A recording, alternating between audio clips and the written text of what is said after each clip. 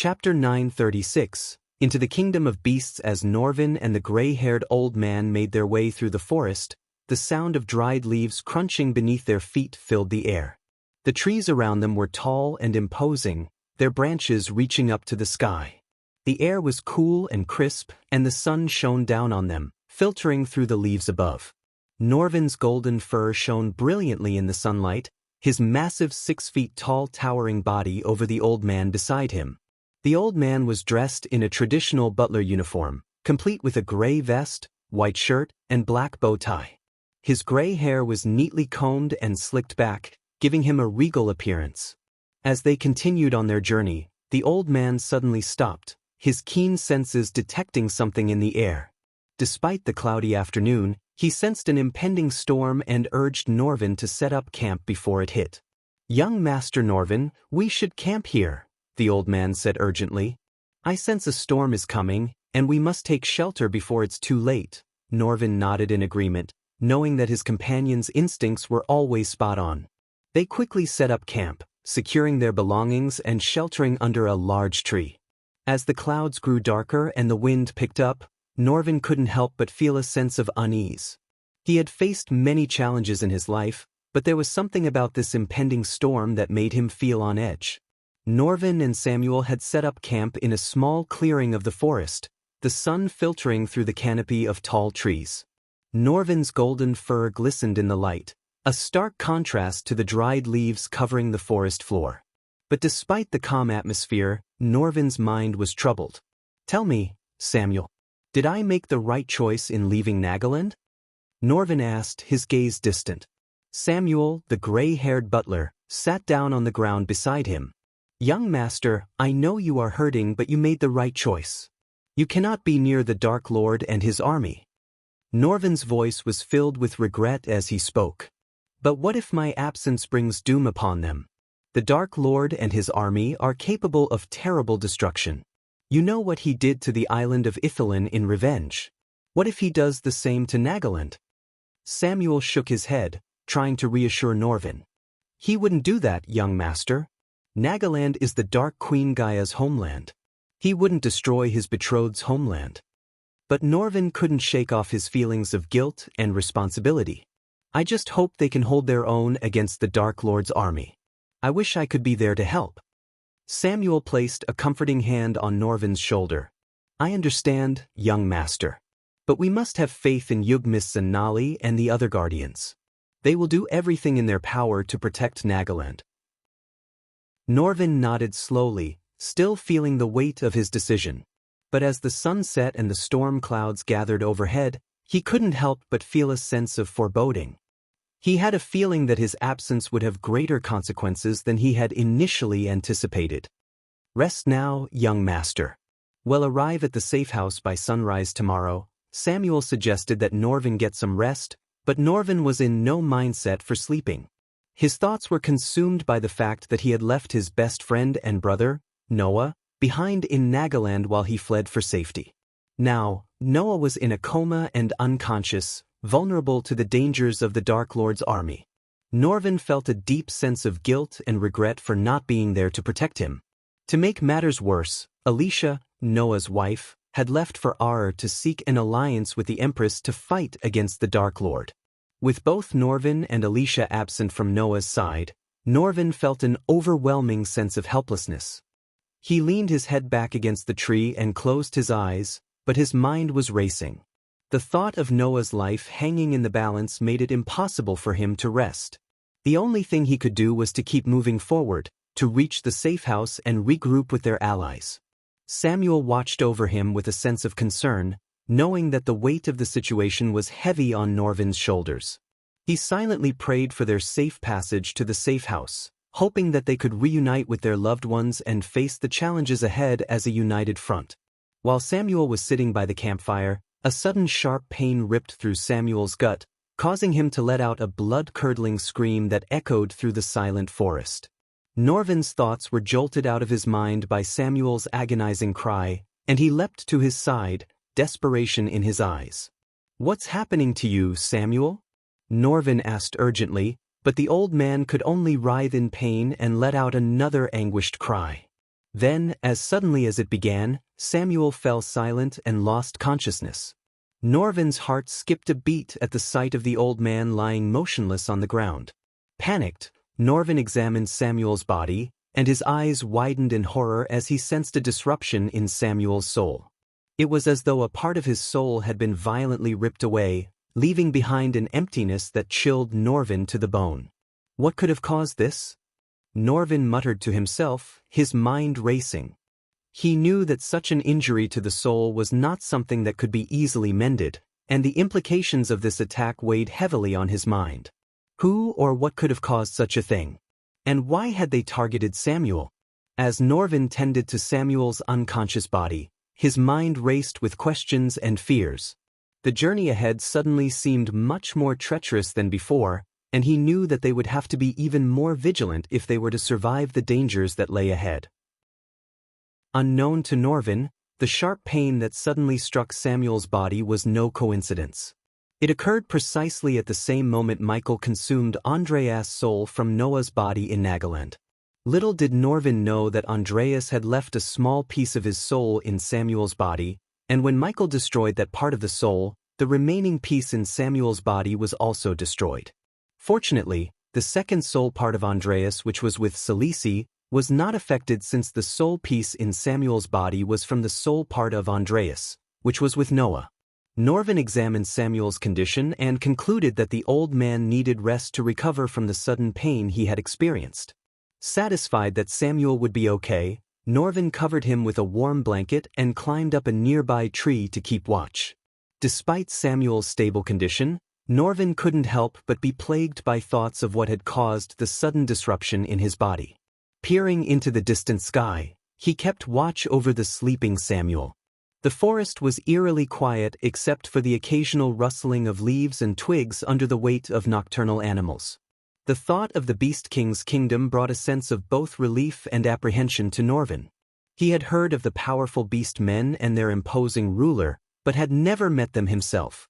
The idea of seeking refuge in their kingdom was daunting, but with the Dark Lord's army on his trail, it seemed like the only viable option. As Norvin sat in contemplation, his thoughts kept drifting to Noah's condition. He couldn't help but feel a sense of guilt for leaving his friend and brother behind, vulnerable to the Dark Lord's wrath. Norvin knew he had made the right choice by leaving, but the weight of responsibility weighed heavily on his shoulders. Suddenly, a twig snapped in the distance, jolting Norvin out of his thoughts. His heart raced as he peered into the darkness, trying to make out any movement or shape. Was it the Dark Lord's army hot on his trail? Or was it just a stray animal? Norvin's heart raced as he heard a rustling in the nearby bushes. He knew better than to let his guard down, especially in these treacherous times. Without hesitation, he leaped up into the nearest tree and climbed higher, scanning the area for any signs of danger. His golden fur glistened in the light, and his senses were on high alert as he listened intently for any sound that might give away an attacker's presence. His mind raced with thoughts of the Dark Lord's army and what they might be capable of. He couldn't afford to take any chances, not when so much was at stake.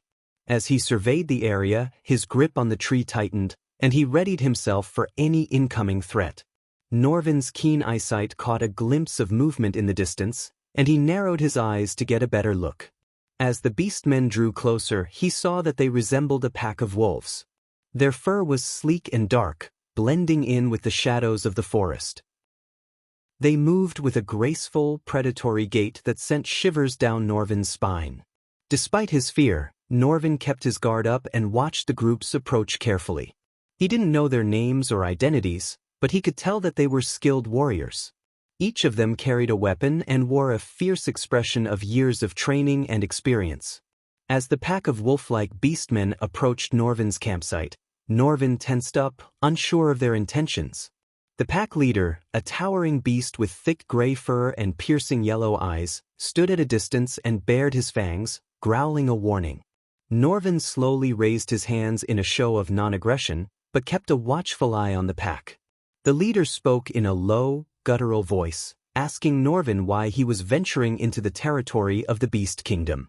Norvin hesitated, unsure of how much he should reveal. He knew that the Beast Kingdom was a powerful and feared nation, and he didn't want to reveal too much about his own mission. "I am seeking refuge," Norvin finally replied, keeping his tone neutral. "I am in need of a safe place to rest and regroup." The pack leader sniffed the air, as if testing Norvin's words for any signs of deceit. The other members of the pack circled around Norvin's campsite, their eyes glowing in the darkness. Norvin could feel his heart racing as he watched the pack warily. "Do not lie," the pack leader growled. Norvin could feel the tension in the air, and he knew that he needed to choose his words carefully. He could easily take down these wolves, but he didn't want to start a needless fight. "I'm not lying," Norvin said, holding up his hands in a peaceful gesture. "We have permission from the Beast King to enter his kingdom. We're here to seek refuge and speak with him about the Dark Lord's invasion." The wolves exchanged a look, but their leader remained unconvinced. He took a step forward, his eyes fixed on Norvin. "Prove it," he snarled. "What kind of proof do you have that the Beast King has agreed to meet with you?" Norvin hesitated for a moment, unsure of how to prove his words. But then he remembered the small medallion that the Beast King had given him as a sign of his invitation. Reaching into his pocket, Norvin pulled out the medallion and held it up for the wolves to see. "This is the proof you seek," he said. "The Beast King gave me this medallion as a sign of his invitation. We mean no harm, we just seek refuge from the Dark Lord's forces." The leader of the pack eyed the medallion warily, but after a moment, he nodded his head in acceptance. "Very well," he said. "You may pass. But be warned, monkey. We won't hesitate to strike you down if you try anything." Norvin nodded, relieved that the tense standoff was over. Once the wolves believed him, Norvin pointed at the unconscious Samuel. "He is taking a much-needed rest. Once he wakes up, we will be on our way to the safe house," said Norvin, pointing to Samuel who was sleeping peacefully. The pack leader looked at Samuel, then turned his gaze back to Norvin with a fierce stare. "Whatever you do, get to the safe house before midnight," he growled. "The Beast Kingdom has its own problems, and the last thing I want is to clean up your corpses from the ground." With that ominous warning, the pack of wolves quickly vanished into the darkness of the forest, leaving Norvin alone with his thoughts. The hairs on the back of his neck stood on end as he considered the warning. What kind of problems did the Beast Kingdom have? And why did the pack leader seem so hesitant to trust him? Unbeknownst to Norvin, the Beast Kingdom was not as safe from the Dark Lord's influence as he had hoped. The kingdom had its own share of internal issues, and the Dark Lord had his own spies planted within its borders, including a number of powerful vampires. These vampires, with their keen senses and exceptional tracking abilities, made it all too easy for the Dark Lord to keep tabs on the kingdom's movements and keep his finger on the pulse of its politics. The Beast King knew that agreeing to help Norvin would make him a target of the Dark Lord's wrath. The Dark Lord believed that Norvin had killed Nightmare, and would stop at nothing to exact his revenge. In doing so, the Beast King had entered a dangerous game of cat and mouse with the Dark Lord, where one misstep could mean the end of his kingdom. Meanwhile, Selisi and her shadow clans were also plotting against the Dark Lord. They were cunning and ruthless and would do anything to stop him. The two factions had their own separate plans and strategies, but both aimed to take down the Dark Lord and put an end to his reign of terror. The stakes were high, and the outcome was uncertain. Only time would tell how the Dark Lord would face these plots against him, and whether the Beast King and Sales's plans would come to fruition. Keep your gifts coming. Shameless author alert. Chapter 937. Andor's future plans. Andor sat on his throne, his eyes fixated on the live feed of Nagaland playing before him. He relished every moment of Michael's suffering as Diana revealed herself to be his mother. Andor's laughter echoed through the empty halls of his castle, a sound that was almost maniacal. Suddenly, the feed began to flicker, and a bright light appeared before Andor. He was taken aback, wondering what was happening. The light grew brighter until it took on the form of a woman. Andor recognized her instantly. "Seraphine?" he asked incredulously, tilting his head in disbelief. "It has been quite some time since we last met, Andor," the goddess replied with a gentle but powerful voice. Andor frowned, trying to comprehend why a goddess would suddenly appear before him. He had been trapped in this mortal realm for 6,000 years with no way to leave. He wondered what Seraphine's motives were.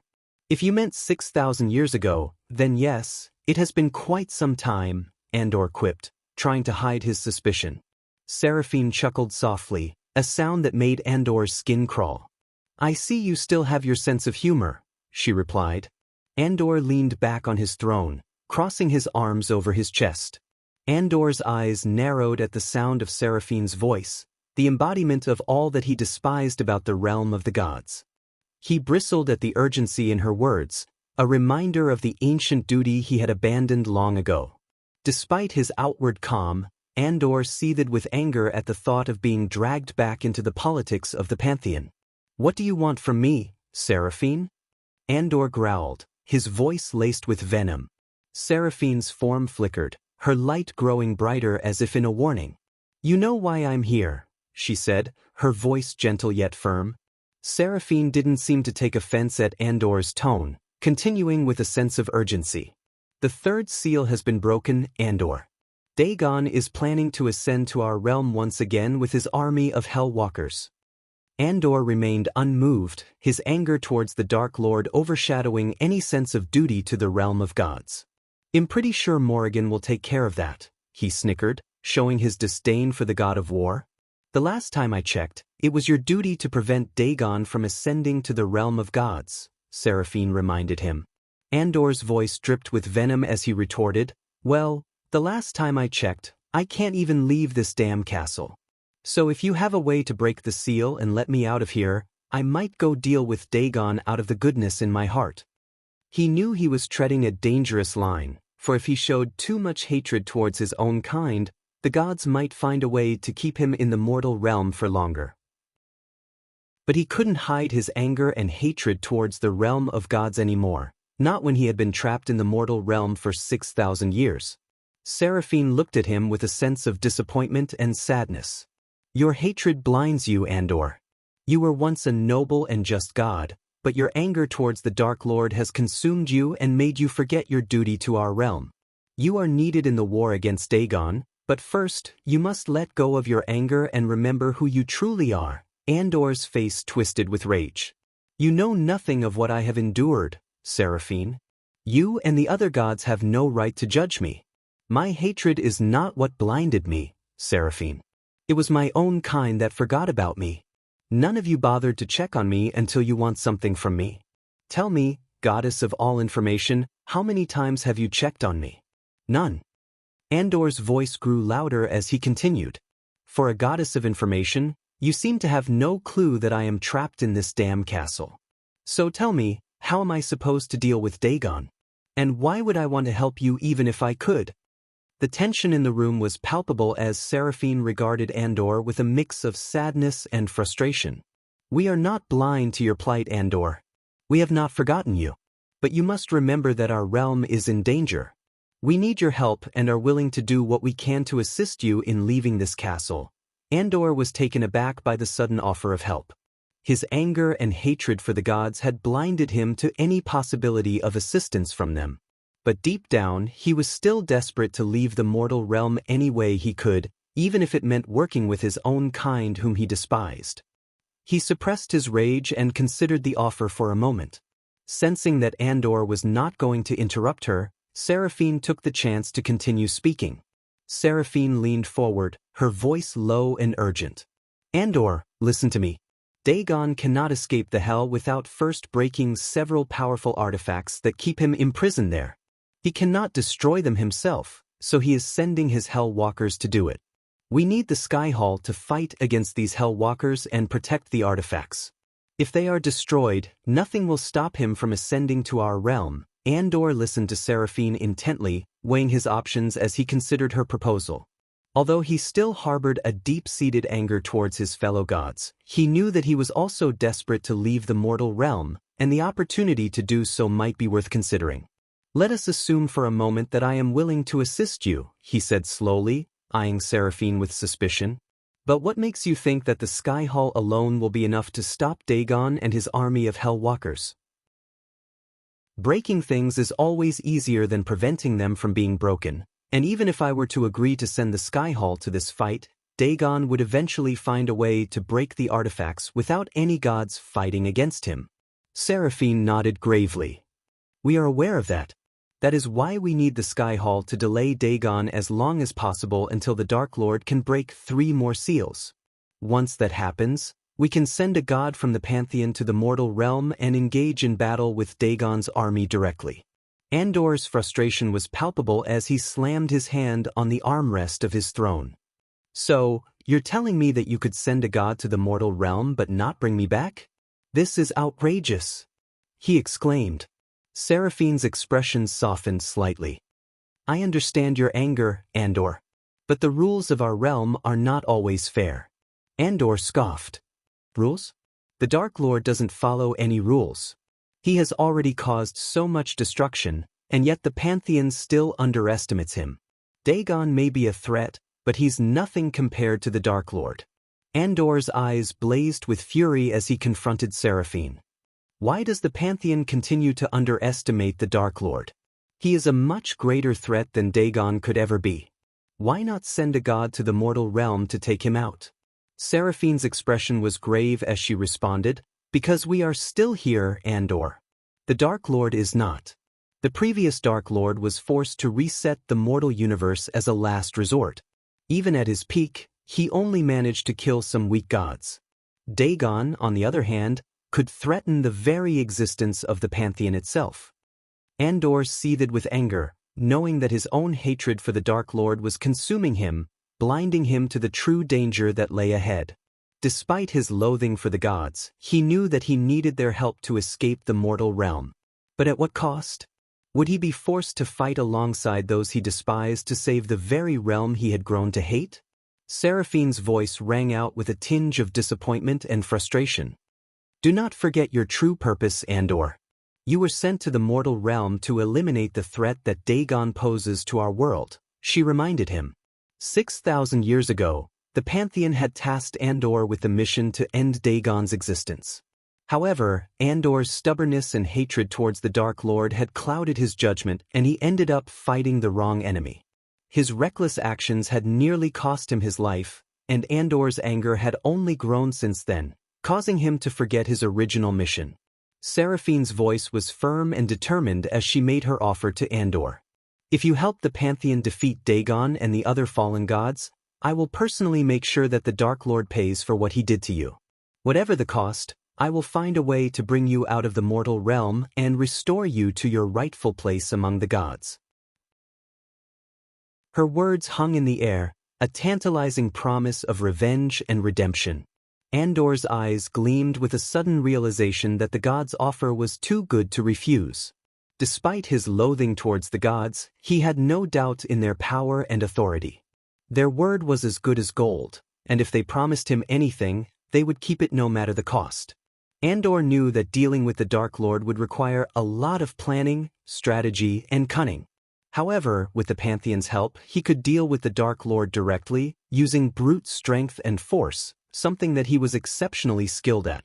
Andor expressed his concern to Seraphine. If I commit the Sky Hall's resources to fight against Dagon and his army, that would leave the Dark Lord unchecked. How can we be sure that it's the best course of action? Seraphine chuckled at Andor's words. You underestimate the power of the goddess of information, Andor. I know all that happens in the mortal realm, including your contingency plans. The Shadow Clan is one of them, is it not? And even if you had no plans, letting the Dark Lord run rampant will work in our favor. The more chaos he causes, the easier it will be for us to sway the Pantheon to end his existence. Andor was taken aback by Seraphine's knowledge. He had always been careful to keep his plans hidden from the gods, but he should have known better than to think he could keep secrets from the goddess of information. He sighed, realizing that he had no choice but to agree to Seraphine's proposal. If it meant he could finally exact his revenge on the Dark Lord, he was willing to sacrifice the Sky Hall's resources and let the Dark Lord run rampant in the mortal realm. Fine, he'll help you. But remember, Seraphine, I'm doing this for my own reasons, not for the realm of gods, Andor said, his voice laced with bitterness and anger. Seraphine nodded, her expression solemn. I understand, Andor. But we need your help now more than ever. Dagon poses a threat to our entire world, and we cannot face him alone. Andor clenched his fists, his rage boiling inside him. He knew that Seraphine was right, but he couldn't help feeling resentful toward the gods. They had abandoned him to the mortal realm for 6,000 years, and now they expected him to come to their aid. But despite his anger, he knew that he couldn't let his personal grudges get in the way of what needed to be done. If he didn't help the Pantheon, they would all be doomed. As the conversation seemed to be coming to an end, Seraphine's voice became more serious. "And before we part ways, there is something else you should know, Andor," she said, her tone weighted with importance. Andor raised an eyebrow in curiosity. He knew that whatever Seraphine was about to tell him, it must be something of great importance. "There is a fallen god who has taken refuge in the mortal realm and has turned himself into a vampire," Seraphine revealed, her voice filled with urgency. Andor's eyes widened at Seraphine's revelation. "A fallen god who turned himself into a vampire? What's his name?" he demanded. "Ingram," Seraphine replied calmly. "He's one of the elder vampires at the table." Andor's mind raced as he processed this new information. A fallen god aiding Dagon, and one who had turned himself into a vampire no less.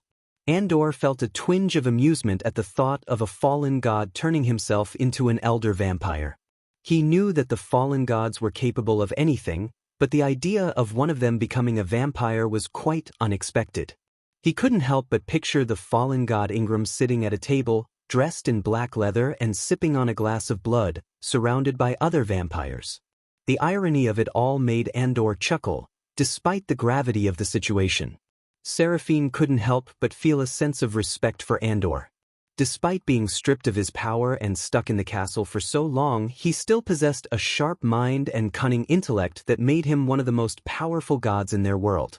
She knew that underestimating him would be a grave mistake, as he was capable of outmaneuvering even the most cunning of opponents. It was this resilience and determination that made Seraphine realize that Andor was not to be taken lightly, and that he could prove to be a valuable ally in the fight against Dagon and the other fallen gods. Chapter 938. A weapon of the gods. As Seraphine vanished before his eyes, Andor snapped his fingers, summoning a shimmering golden orb before him. With practiced ease, he placed his hands on either side of the orb, causing it to flicker and hum to life. Within seconds, the figures of several of his most trusted underlings materialized within the orb, each one bowing low in reverence to their lord. Despite being stripped of his power and confined to the castle, Andor was still one of the most cunning and powerful gods in his world, with a network of loyal followers at his command. In the vast halls of Skyhall, only a handful of individuals were privy to Andor's existence. These few figures, who controlled every aspect of the Skyhall, served as Andor's eyes and ears in the mortal realm. To the outside world, the Holy Maiden was the public face of the Skyhall and its leader, but in reality, it was Andor who held the reins of power. Andor and a select group of gods had found the Skyhall thousands of years ago. Now, only a select few knew about its existence and Andor's involvement in its affairs. "My lord," the figures intoned in unison, their voices laced with deference and awe. Andor had agreed to send the Skyhall and its resources to fight Dagon and his army of Hellwalkers, but he had no intention of leaving the Dark Lord completely unchecked. Before he dispatched the Skyhall to battle, he had one last task for them, a mission that would ensure the Dark Lord was kept in check while he was away. "Take the Celestial Sword and deal with the Dark Lord," Andor ordered his underlings with cool detachment. The Celestial Cannon was one of the most powerful weapons in existence, capable of destroying entire armies with a single shot. Only a select few in the Skyhall knew of its existence, and Andor trusted them implicitly to use it wisely. The figures in the orb immediately bowed their heads in respect and obedience to Andor, their lord and master. Without hesitation, they replied in unison, "As you command, my lord." Their unwavering loyalty to Andor was a testament to the power he held over them and the Skyhall. Andor knew that he could rely on them to carry out his orders, no matter how dangerous or difficult the task may be. With a wicked smile, Andor gave a final command to his subordinates in the Skyhall.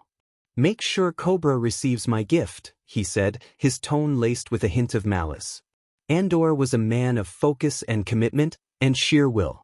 Andor's unyielding focus and unwavering commitment were the stuff of legends in the realm of gods. Once he set his sights on a task, nothing could divert his attention or weaken his resolve until he achieved his goal. His sheer will was unmatched by any other deity in the pantheon, and it was this tenacity that had allowed him to survive in the mortal realm for 6,000 years. Andor knew that he couldn't afford to divert his attention from the looming threat of Dagon and his army. However, he couldn't ignore the atrocities committed by the Dark Lord in his absence. Andor had already put his Plan B into motion, ensuring that the Dark Lord wouldn't have an easy time while he was away. With a devilish grin, he ordered his trusted followers in the Sky Hall to deliver a special gift to Cobra, one of the Sky Hall's most efficient assets. After consuming Andreas' soul, Michael found himself feeling empty and restless. The loss of Nightmare weighed heavily on his mind, and he struggled to come to terms with the fact that his friend was gone forever. As he thought about Nightmare, Michael couldn't help but feel a sense of anger toward the system. Every time he needed it, the system would malfunction, leaving him to fend for himself. Despite Diana's revelation that she was his mother, Michael felt nothing towards her and her family. They had lived pretending he was dead all these years, and now that the truth was out, it didn't change the fact that they were strangers to him. Michael didn't even bother to spare them a second glance as he turned around to leave Nagaland. Gaia approached Michael with a sense of empathy and understanding. As she floated towards him, she rested her gentle hands on his shoulders, offering a consoling touch to ease his pain. She could feel the weight of his sorrow, heavier than even her own, for the loss of his dear friend Nightmare. But there was something more that added to his agony, something that made her heart ache even more. She knew that Michael was now burdened with the knowledge that his greatest adversary, the one he was fated to fight, was none other than his own brother. The revelation had shattered his world, leaving him to grapple with an overwhelming mix of emotions that were difficult to comprehend. Gaia could only imagine the turmoil he was going through and wished there was something more she could do to comfort him. As Michael was preparing to depart from Nagaland, a sense of unease washed over him, causing every hair on his body to stand on end. The storm that had been raging around the island intensified, casting ominous darkness over the already bleak landscape. Suddenly, a massive shadow loomed over them, and Michael's instincts went into overdrive. He looked up, and his eyes widened in shock as he beheld an enormous ship that resembled a sword. The vessel was gargantuan, dwarfing even the island of Nagaland itself. It was easily the largest ship Michael had ever seen, and it left him and everyone else who witnessed it stunned with disbelief. The sheer size and scale of the ship were awe-inspiring, and it was a terrifying sight to behold. The rogue cultivators, news reporters, and soldiers were stunned when they saw the sudden appearance of the massive sword-shaped ship. Some of them gasped in disbelief, while others were frozen in fear. "What the hell is that?" one of the rogue cultivators muttered, staring up at the imposing ship. "Is that a ship or a floating city?" asked a news reporter, frantically trying to capture footage of the ship with his camera. The soldiers on the ground were equally shocked. "This is unprecedented. We have no record of any ship this size," said one of the commanding officers. As the ship descended closer to the island, its sheer size became more apparent. It was easily 3 times larger than the island of Nagaland and appeared to be made of a dark, metallic material. The ship had intricate designs etched onto its surface, giving it an ancient and ominous appearance. "Holy shit, what is that thing?" one of the soldiers muttered under his breath. "I've never seen anything like it," exclaimed a news reporter, her voice trembling with fear. Another rogue cultivator looked up at the ship in disbelief. "This can't be good. What the fuck is happening?" The ship cast an ominous shadow over the island, making it seem as if the end of the world had come. People ran in every direction, screaming and shouting in fear. "We're all gonna die," yelled a soldier as he fell to his knees, clutching his head in despair. "Get the fuck out of here. We need to warn everyone." Another rogue cultivator shouted, trying to rally the others. The ship was massive, larger than anything they had ever seen before. It looked like a sword, but the size was beyond comprehension. The sight of it alone made everyone feel helpless and small. Suddenly, the airship's engines roared to life, its power building as it hummed with energy. Slowly, the tip of the sword-shaped vessel began to emit an eerie purple glow, casting an ominous hue over the island below. The air crackled with electricity, bolts of lightning dancing across the ship's hull. The wind around the ship picked up, causing the trees to bend and sway as if a great storm was approaching. Drowning out all other noise on the island, the sound of the engines grew louder and louder. It became clear that this was no ordinary ship, and the inhabitants of Nagaland watched in awe and fear as it prepared for whatever lay ahead. In an instant, the ship unleashed a devastating beam of energy that barreled straight toward Michael and Gaia, leaving a trail of destruction in its wake. The sheer force of the blast melted the dark storm clouds that had shrouded Nagaland, revealing the true horror of the situation. Michael tried to react, but a strange energy radiating from the ship slowed down his reflexes and prevented him from using a teleportation scroll. Panic set in as he realized the danger they were in, and Gaia's grip on his shoulder tightened in fear. As the energy beam shot through the air, Rowena's heart skipped a beat as she saw Michael and Gaia in its path. Without a second thought, she launched herself from the rooftop, leaving a powerful shockwave on the ground as she flew at breakneck speed toward Michael. Her mind raced with a jumble of thoughts and emotions, and she knew that she had to act fast. As she flew, she thought of the ancient text she had stumbled upon in the forbidden section of the Sky Hall Library, a text that spoke of a ship beyond mortal comprehension. Could this be it? Was it the ship that the text had warned about? Her heart pounding, Rowena flew towards Michael, feeling the weird energy from the ship slowing down her reflexes. She had to act fast if she was going to save him. Despite the fact that Dean refused to forgive and forget their mother for abandoning him as a child, Rowena couldn't deny that he was still her little brother and that blood was thicker than water. She knew that Dean was misunderstood by the world and that the chaos and destruction he caused had earned him the label of evil, but to her he was still her little brother. To Rowena, family came first, even above her loyalty to the Sky Hall or her own life. She felt a fierce protectiveness toward both Noah, whom she had watched grow up, and Dean, whom she had only recently learned was her brother. She knew Dean might never understand her loyalty, but she was willing to risk everything to protect him and their family. Driven by her fierce protectiveness towards her family, Rowena knew that she had to do something to save Michael. With no other options in sight, she realized that she had to use the Forbidden Stone, an ancient artifact that had been hidden away in the depths of the Sky Hall's Forbidden Library for centuries.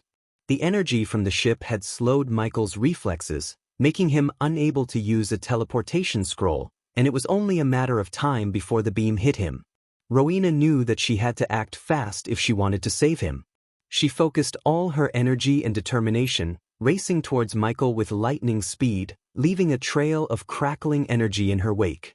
As she drew near, she took out the Forbidden Stone, knowing that using it was a risk that could have dire consequences. But for Rowena, the safety of her family was worth any risk. She pressed the stone to Michael's forehead, and in that moment, a powerful energy surge enveloped them both, transporting them away from the ship's deadly beam. As Michael and Gaia vanished from the path of the beam, Rowena stayed behind to face the full force of the energy blast. The beam hit her squarely, and she felt an intense heat spread through her body. The impact sent her flying through the air, her body tumbling end over end. Diana and Sabrina watched in horror as Rowena was struck, their screams mixing with the sound of the explosion. Diana and Sabrina shouted in terror as they saw Rowena get hit. The sound of the beam hitting Rowena was deafening, and for a moment everything seemed to stand still. When the realization of what had just happened sunk in, the onlookers were left stunned and unsure of how to react. Did she just sacrifice herself to save him? One rogue cultivator whispered, his voice barely audible over the ringing in his ears. But he's the Dark Lord, another said in disbelief. Why would she risk her life for him? Rowena's love for her siblings knew no bounds, and she was always there for them no matter what. She had always been the one to stand up for them and protect them from harm. Her actions in risking her life to save the Dark Lord were a testament to this love and devotion. Even though he was the enemy of many, Rowena couldn't turn her back on him because he was still family. "I don't know," a news reporter replied, still in shock from the sudden turn of events. "But it looks like she did it without a second thought." The soldiers who had been standing nearby remained silent, unsure of how to process what they had just witnessed. The group stood there in silence as the enormity of what had just happened began to sink in. Rowena had risked her life to save the Dark Lord, a man who was seen by many as the embodiment of evil. And yet, at that moment, all of that seemed to fade away, replaced by the simple fact that one person had saved another. As the dust and debris settled, it became clear that Rowena was no longer in sight.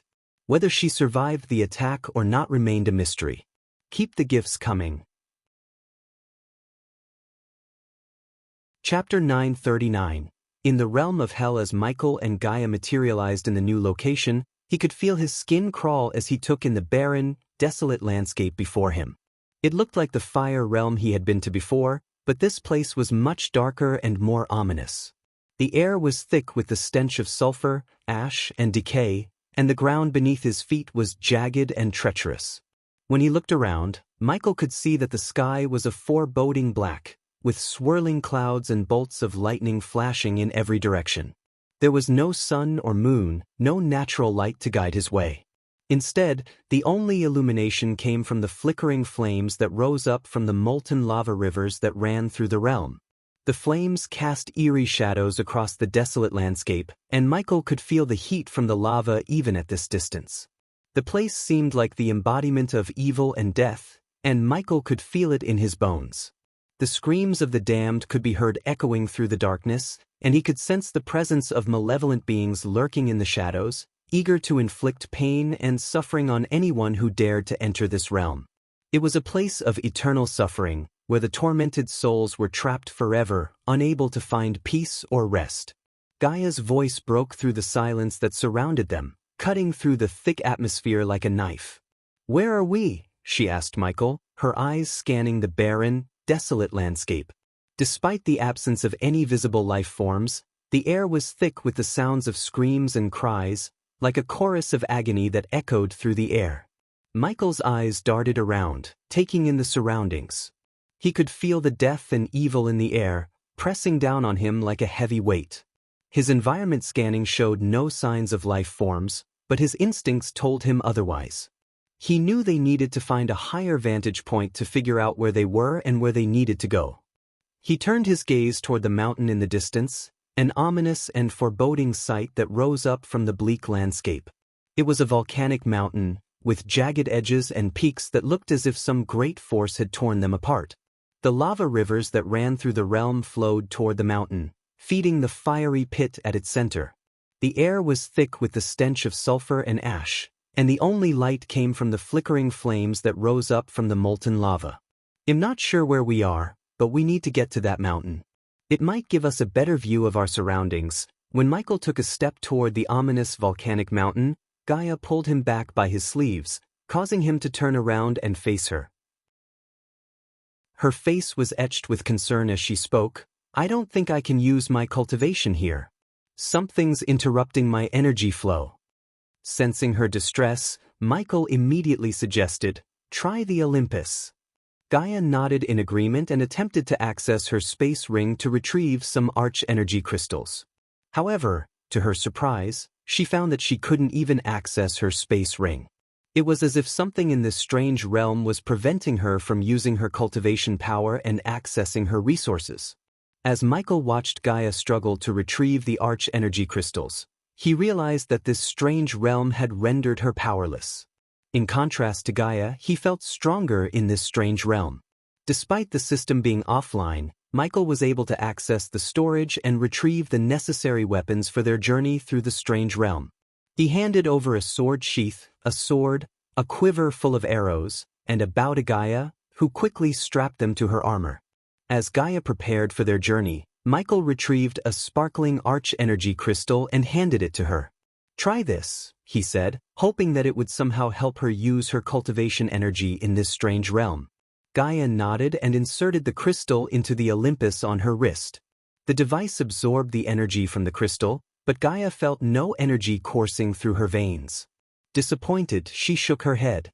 "It's the same," she said, realizing that something in this realm was preventing her from using her cultivation energy. Without a word, Michael's strong arm encircled Gaia's waist and pulled her close to him. As they took to the air, Gaia felt a strange mix of emotions.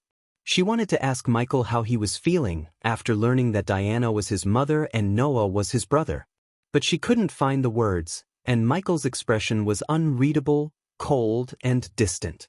As they soared toward the mountain, the desolation of the realm was all around them. Gaia could feel the weight of despair and darkness pressing down on her. But she was grateful for Michael's presence, which gave her a sense of security and comfort. Finally, they landed atop the mountain, and the sight that greeted them left them both stunned. In the distance, they could see a lone castle rising up from the horizon. Its black walls and twisted spires seemed to mock the very concept of hope. As Gaia stood on top of the mountain and gazed at the horizon, she saw nothing but desolation and darkness. The landscape was barren, devoid of any signs of life, and covered in a thick layer of ash and dust. The air was thick with the stench of sulfur and decay, and the sound of screams and cries echoed through the darkness, creating an eerie and unsettling atmosphere. But her attention was drawn to the lone castle in the distance. It was massive, foreboding, and surrounded by jagged peaks and a moat of boiling lava. The castle was built with black stones, and the gates were adorned with twisted demonic faces, exuding an ominous and malevolent aura. Gaia couldn't help but feel a shiver run down her spine as she gazed upon the castle. She knew that whatever lay within its walls was nothing but pain and torment, a place of eternal darkness and despair. She had never felt such darkness and malevolence before, and the thought of entering the castle sent a chill down her spine. Her heart sank at the sight of the castle. She knew that whatever lay within those walls would be unspeakably evil and dangerous. But with Michael by her side, she felt a sense of determination and courage. Michael typically took a methodical approach when exploring unknown territories, often surveying the area before making a move. However, his anger overpowered his usual caution and he had no patience for strategizing. As a result, he had no intention of lingering on top of the mountain for an extended period of time. Driven by rage and determination, Michael's sole focus was on finding a way out of this accursed realm and exacting revenge on the Great Eight clan and everyone who stood against him. As the Dark Lord, he was determined to show them the extent of his power and what would happen to those who dared to cross him. He was done playing it safe and wanted nothing more than to charge in and take out anyone who dared cross him. As Michael was about to move forward towards the castle, Gaia's grip on his hand brought him to a sudden halt. His eyes remained fixed on the castle in the distance, his mind filled with a burning desire to wreak havoc on those who had caused him and his loved ones so much pain. But Gaia's soft voice brought him back to reality. "Michael, we need to talk," she said with a gentle yet firm tone, hoping to reach him through the thick fog of his anger and pain. Michael didn't turn around. His gaze still locked onto the castle in the distance. But her words managed to penetrate his mind, if only for a moment. Gaia took a deep breath, steeling herself for what she knew would be a difficult conversation. "Please, whatever is inside that fucked-up-looking castle," she pointed towards the ominous castle in the distance, "it can wait. We need to take a moment to regroup, to figure out our next move." Gaia's voice was soft and gentle, but it carried a weight of emotion that Michael could feel. He slowly turned to face her, his eyes meeting hers. For a moment, they stood there in silence, the only sound the howling wind that whipped around them. Gaia reached out and gently cupped Michael's face, guiding his gaze toward her. As she looked into his eyes, she could see the pain and anger simmering within him. With a deep breath, she leaned in and touched her forehead to his, hoping to find some way to calm him down. But as soon as their foreheads touched, a wave of grief washed over her. The memory of losing her beloved little lizard, Nightmare, came rushing back, and tears started streaming down her cheeks. She tried to hold back the sobs that threatened to escape her, but the pain was too much to bear. Feeling her body shake with emotion, Michael wrapped his arms around her and held her close, offering comfort in the only way he knew how. Together, they stood on the mountain, holding on to each other as they grieved for what they had lost and braced themselves for what lay ahead. As Michael thought about Diana being his mother, a wave of emotions hit him like a ton of bricks. Anger, sadness, and betrayal all churned inside him, making it difficult for him to think straight. He couldn't believe that the woman who had abandoned him and left him to fend for himself was his own mother. It felt like a cruel joke. He wondered how Diana could have raised Noah, her other son, with all her love and care while he had to struggle and grow up as an orphan. The thought of it made his blood boil, and he couldn't shake off the feeling of being betrayed.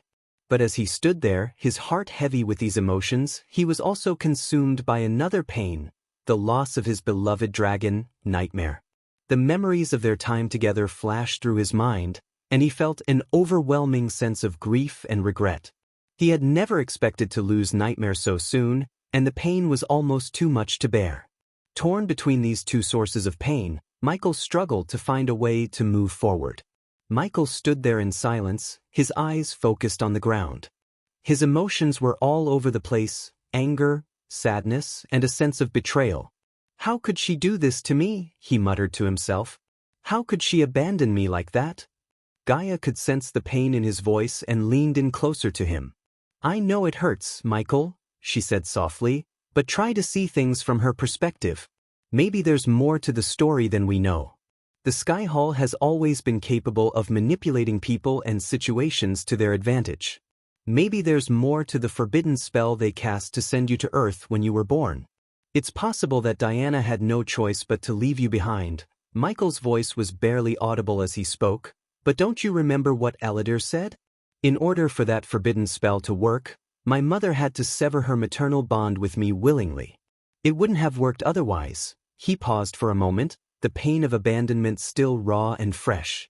Despite the pain of losing Nightmare still weighing heavily on her heart, Gaia knew that her duty as Michael's partner was to comfort him and ease his pain.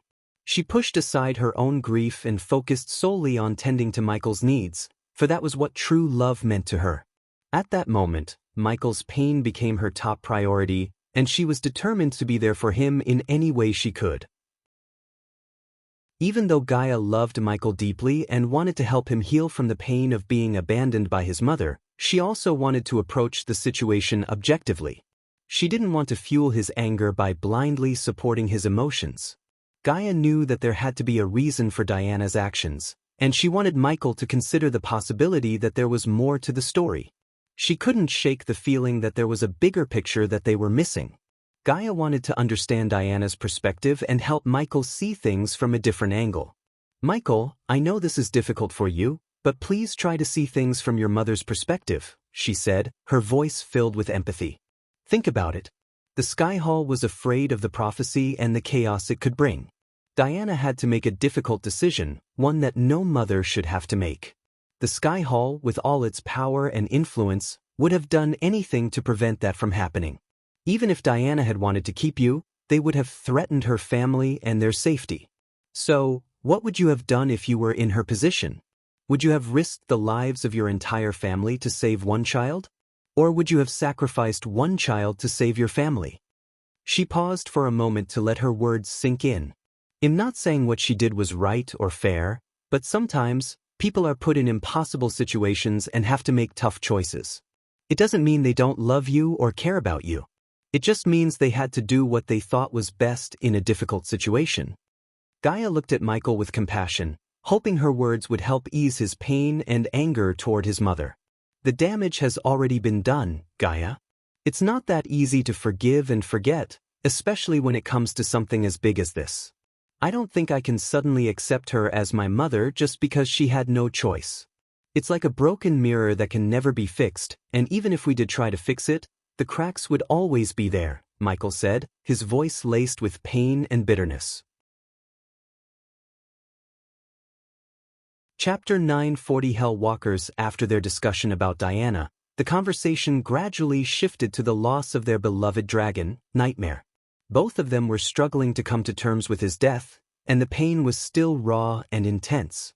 Gaia started talking about the times they spent with Nightmare, how he was always there for them, and how he had been more than just a dragon. "I miss Nightmare, Michael," she said softly, her voice heavy with sorrow. I can't believe he's gone. I miss him too. It's like a part of me is missing, Michael continued. He was more than just a dragon, Gaia. He was my companion, my friend, my family. Losing him is like losing a part of my soul. Gaia nodded in agreement, her eyes glistening with tears. I keep thinking about all the times we spent with him.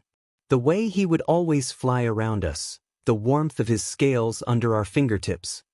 Michael closed his eyes, trying to hold back the tears. I know, Gaia. He was more than just a dragon to us.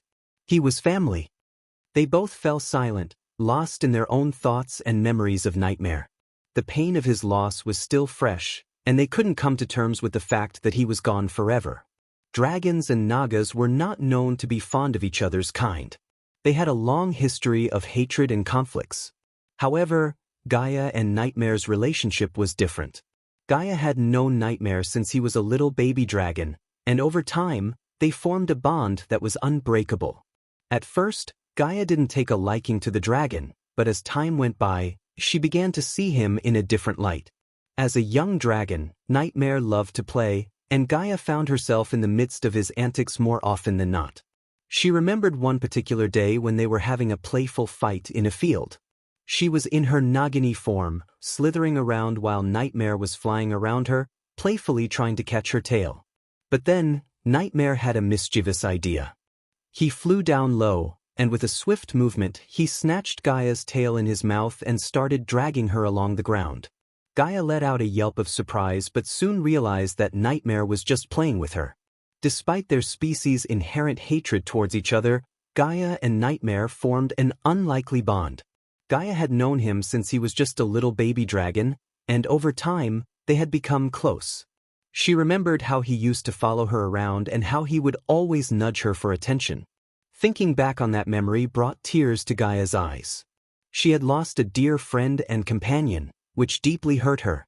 As they mourned the loss of their beloved dragon, a gust of cold wind swept through the desolate landscape, causing Michael to tense up. He had a feeling that they were not alone in this dark realm. His eyes narrowed in suspicion as he scanned the surroundings, looking for any signs of danger.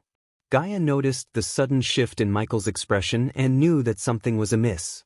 She quickly reached for her bow, nocked an arrow, and aimed it at the source of the disturbance. The hairs on the back of her neck stood on end as she prepared to unleash a deadly shot. The eerie silence was broken by the sound of faint footsteps approaching them. Michael and Gaia heard a low growl from the darkness as the footsteps grew closer. They braced themselves for an attack. When Gaia turned to face the source of the gust, she heard a low growl that sent shivers down his spine. Suddenly, the ground cracked open and a hand emerged, dripping with a dark, putrid slime. The stench was unbearable, and she had to cover his nose to avoid retching. The hand gripped the edge of the crack and pulled up a figure that was beyond horrific. The figure was covered in the same dark pus that dripped from its hands, oozing out of every orifice in its body. Its eyes glowed red with a fierce intensity, and its sharp teeth were bared in a menacing snarl. Its skin was stretched taut over its skeletal frame, and it moved with a strange, unnatural grace. Michael could feel his heart racing as he took a step back, but Gaia stood her ground, her arrow pointed directly at the creature. The figure let out a chilling, otherworldly laugh that made the hair on the back of Michael's neck stand on end. "What are you?" demanded Gaia, her voice steady and unwavering. The figure merely laughed again, its voice sounding like 1,000 tortured souls screaming in unison. It took a step forward, and Michael could feel the air around them grow colder with each passing moment. This was no ordinary creature, Michael realized. It was a being of pure evil, sent to torment them in this godforsaken realm. He tightened his grip on his sword, ready to defend himself and Gaia at any cost. The figure emerged from the ground like a grotesque nightmare, its body oozing with dark, putrid pus that dripped onto the ground like acid. Its eyes, blood-red and piercing, fixated on Michael with a gaze that sent chills down his spine. "Behold what you have wrought," the figure snarled, its voice a low growl oozing with malice and vengeance. "I am a vengeful hell walker, thanks to you." The creature's voice sounded like a chorus of tormented souls, each one crying out in agony and hatred. Michael remained resolute, his face stoic despite the terror that threatened to overwhelm him. The figure's voice was a disturbing blend of mournful wailing and seething malice, sending shivers down Gaia's spine. The Hellwalker's skin was pitch black, peeling off in some places, revealing the pulsating flesh underneath. Its eyes glowed with a malevolent red light, and its voice sounded like a cacophony of screeching metal and tortured souls. "Can't you see who I am in this form, ghost?" it snarled, saliva dripping from its mouth. Michael could sense the hatred and rage emanating from it but couldn't recognize the Hellwalker's identity, hidden beneath its grotesque appearance. The Hellwalker's body convulsed, and its limbs elongated as if trying to escape its own skin. Its eyes locked onto Michael's, and a shiver ran down his spine as he saw a glimpse of recognition in them. Could it be someone he knew before? Michael wasn't sure, but he knew one thing for certain: this Hellwalker was out for revenge, and he was the target. Michael didn't fear the Hellwalker as one might have, but what surprised Michael was the Hellwalker's power. His power seemed to grow with time, and something told Michael the Hellwalker's power depended on his hatred toward him. As Michael looked at the Hellwalker, trying to figure out his identity, the Hellwalker decided to reveal his identity before he died and was sent to the realm of Hell. Peter Belafort, heir of the Belafort family," he spat out. "That was before you brutally murdered me and turned me into this vengeful Hellwalker." His voice grew even more hostile with each passing moment. Gaia's eyes widened in shock as the identity of the Hellwalker was revealed. She couldn't believe what she was hearing. The name Peter Belafort echoed in her head, and she felt a chill run down her spine. She stood there, frozen in shock, her mind unable to process the truth that had just been revealed. "You humiliated me, stripped me of my dignity, and made me a laughingstock. You imprisoned me, and made me a subject of ridicule.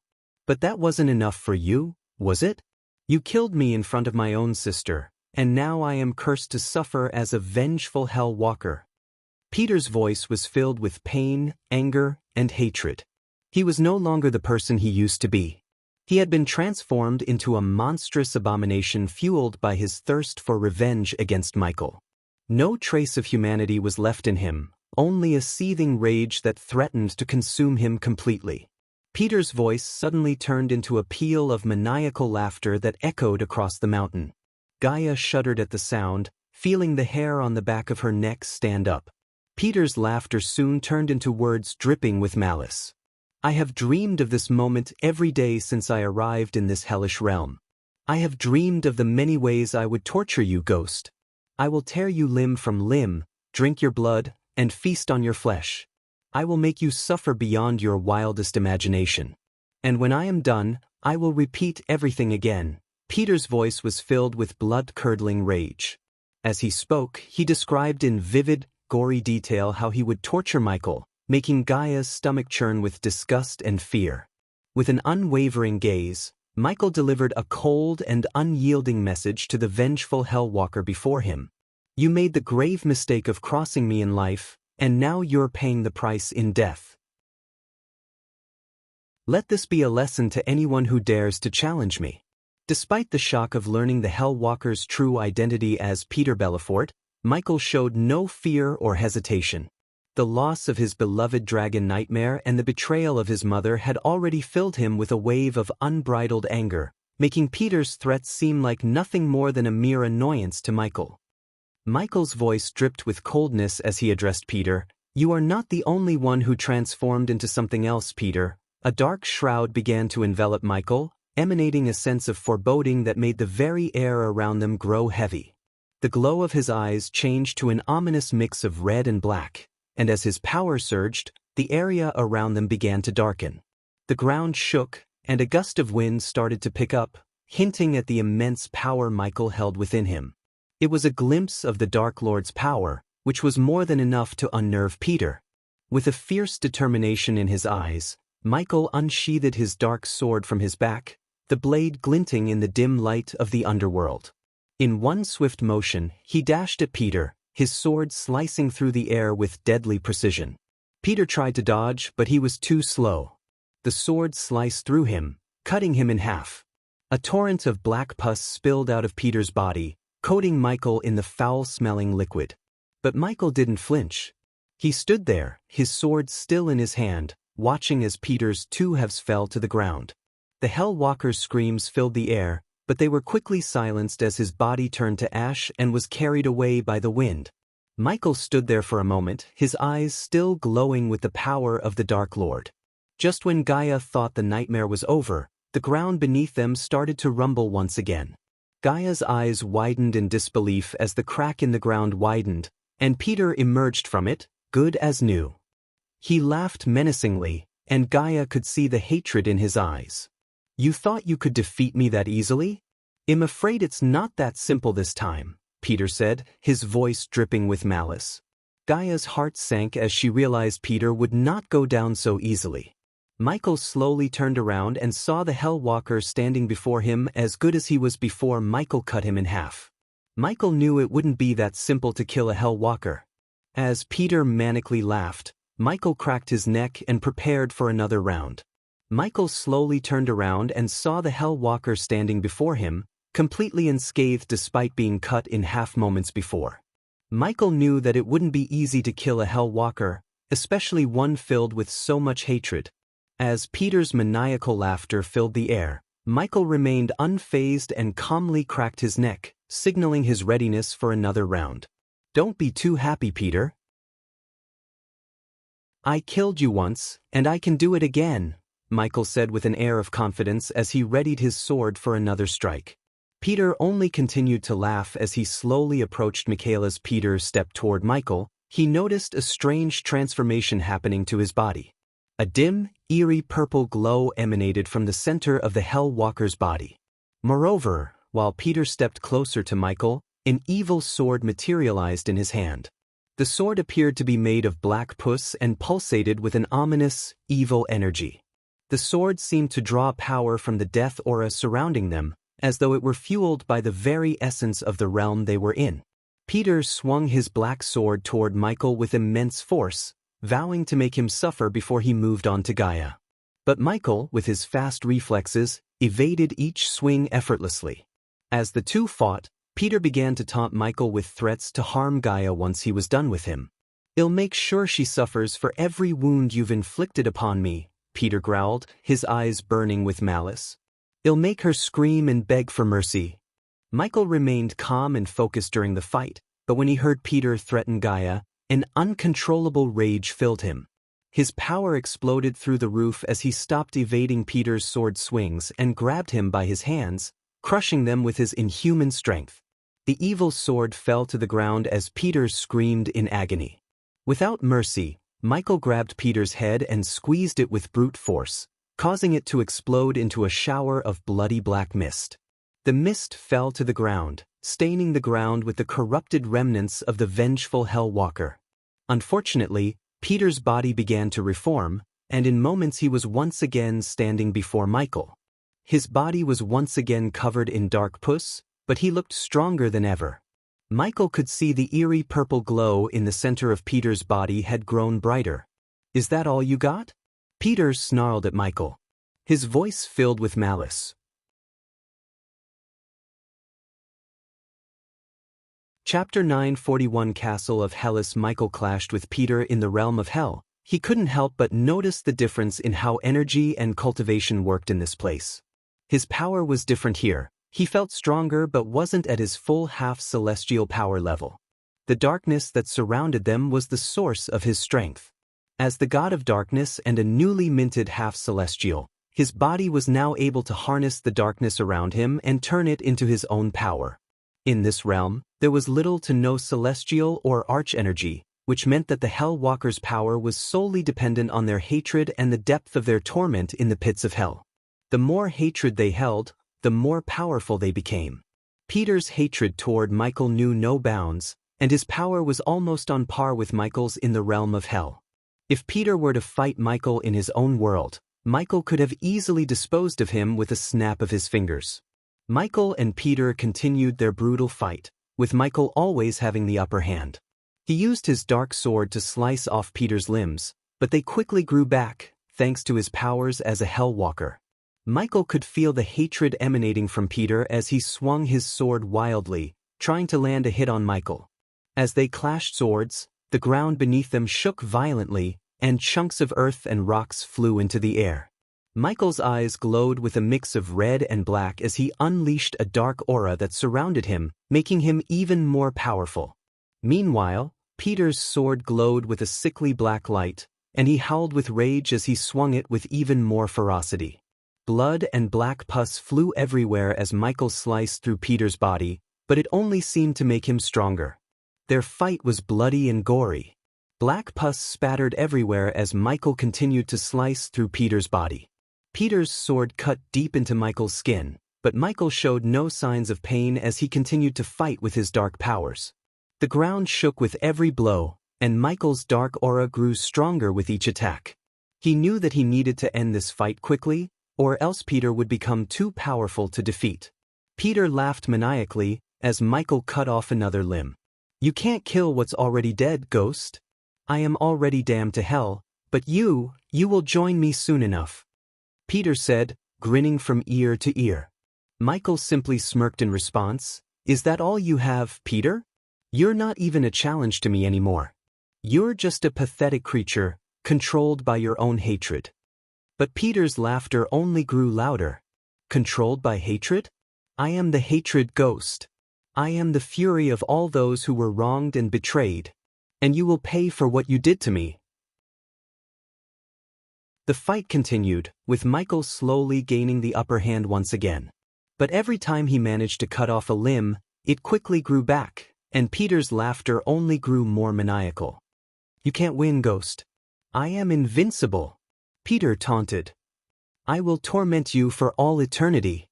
Michael's mind was in overdrive as he tried to figure out what it all meant. He knew that the elven rune was powerful, but he had never seen anything like the hell flames before. As he looked at the eerie purple glow emanating from Peter's body, Michael could feel the darkness within him stirring. It was as if the flames and the glow were calling to him, beckoning him to unleash their power. Michael knew that this was his chance to end the fight once and for all. Time to end this. With a newfound determination, Michael leaped backward, creating some distance between him and Peter, and sheathed his sword back into the sheath on his back. As he slowly raised his hand, the dark flames emerged from his palm and danced around his wrist. Gaia felt the intense heat radiating from the dark flames and the pure pitch blackness of the flames.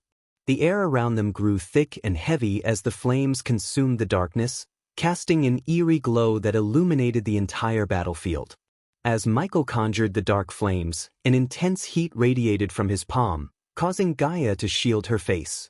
The flames danced around his wrist, emitting a pure pitch blackness that seemed to swallow everything in its path. But as the dark flames grew stronger, the eerie purple glow within Peter intensified, pulsating like a beacon of malevolence. A low hissing sound filled the air, making Michael realize that the dark flames and the hell flames had some kind of history that he didn't know about. The dark flames began to move with a life of their own, as if they wanted to break free from Michael's grip and devour the purple glow. The hatred between the two forces grew stronger, and Michael knew that the battle was about to reach its climax. In this realm, where hatred fueled power, the dark flames and hell flames were like two volatile substances that, when mixed, threatened to explode with immense power. As the dark flames danced around Michael's wrist and the eerie purple glow in Peter's body grew brighter, both Michael and Peter felt a surge of power coursing through them, making them even stronger than before.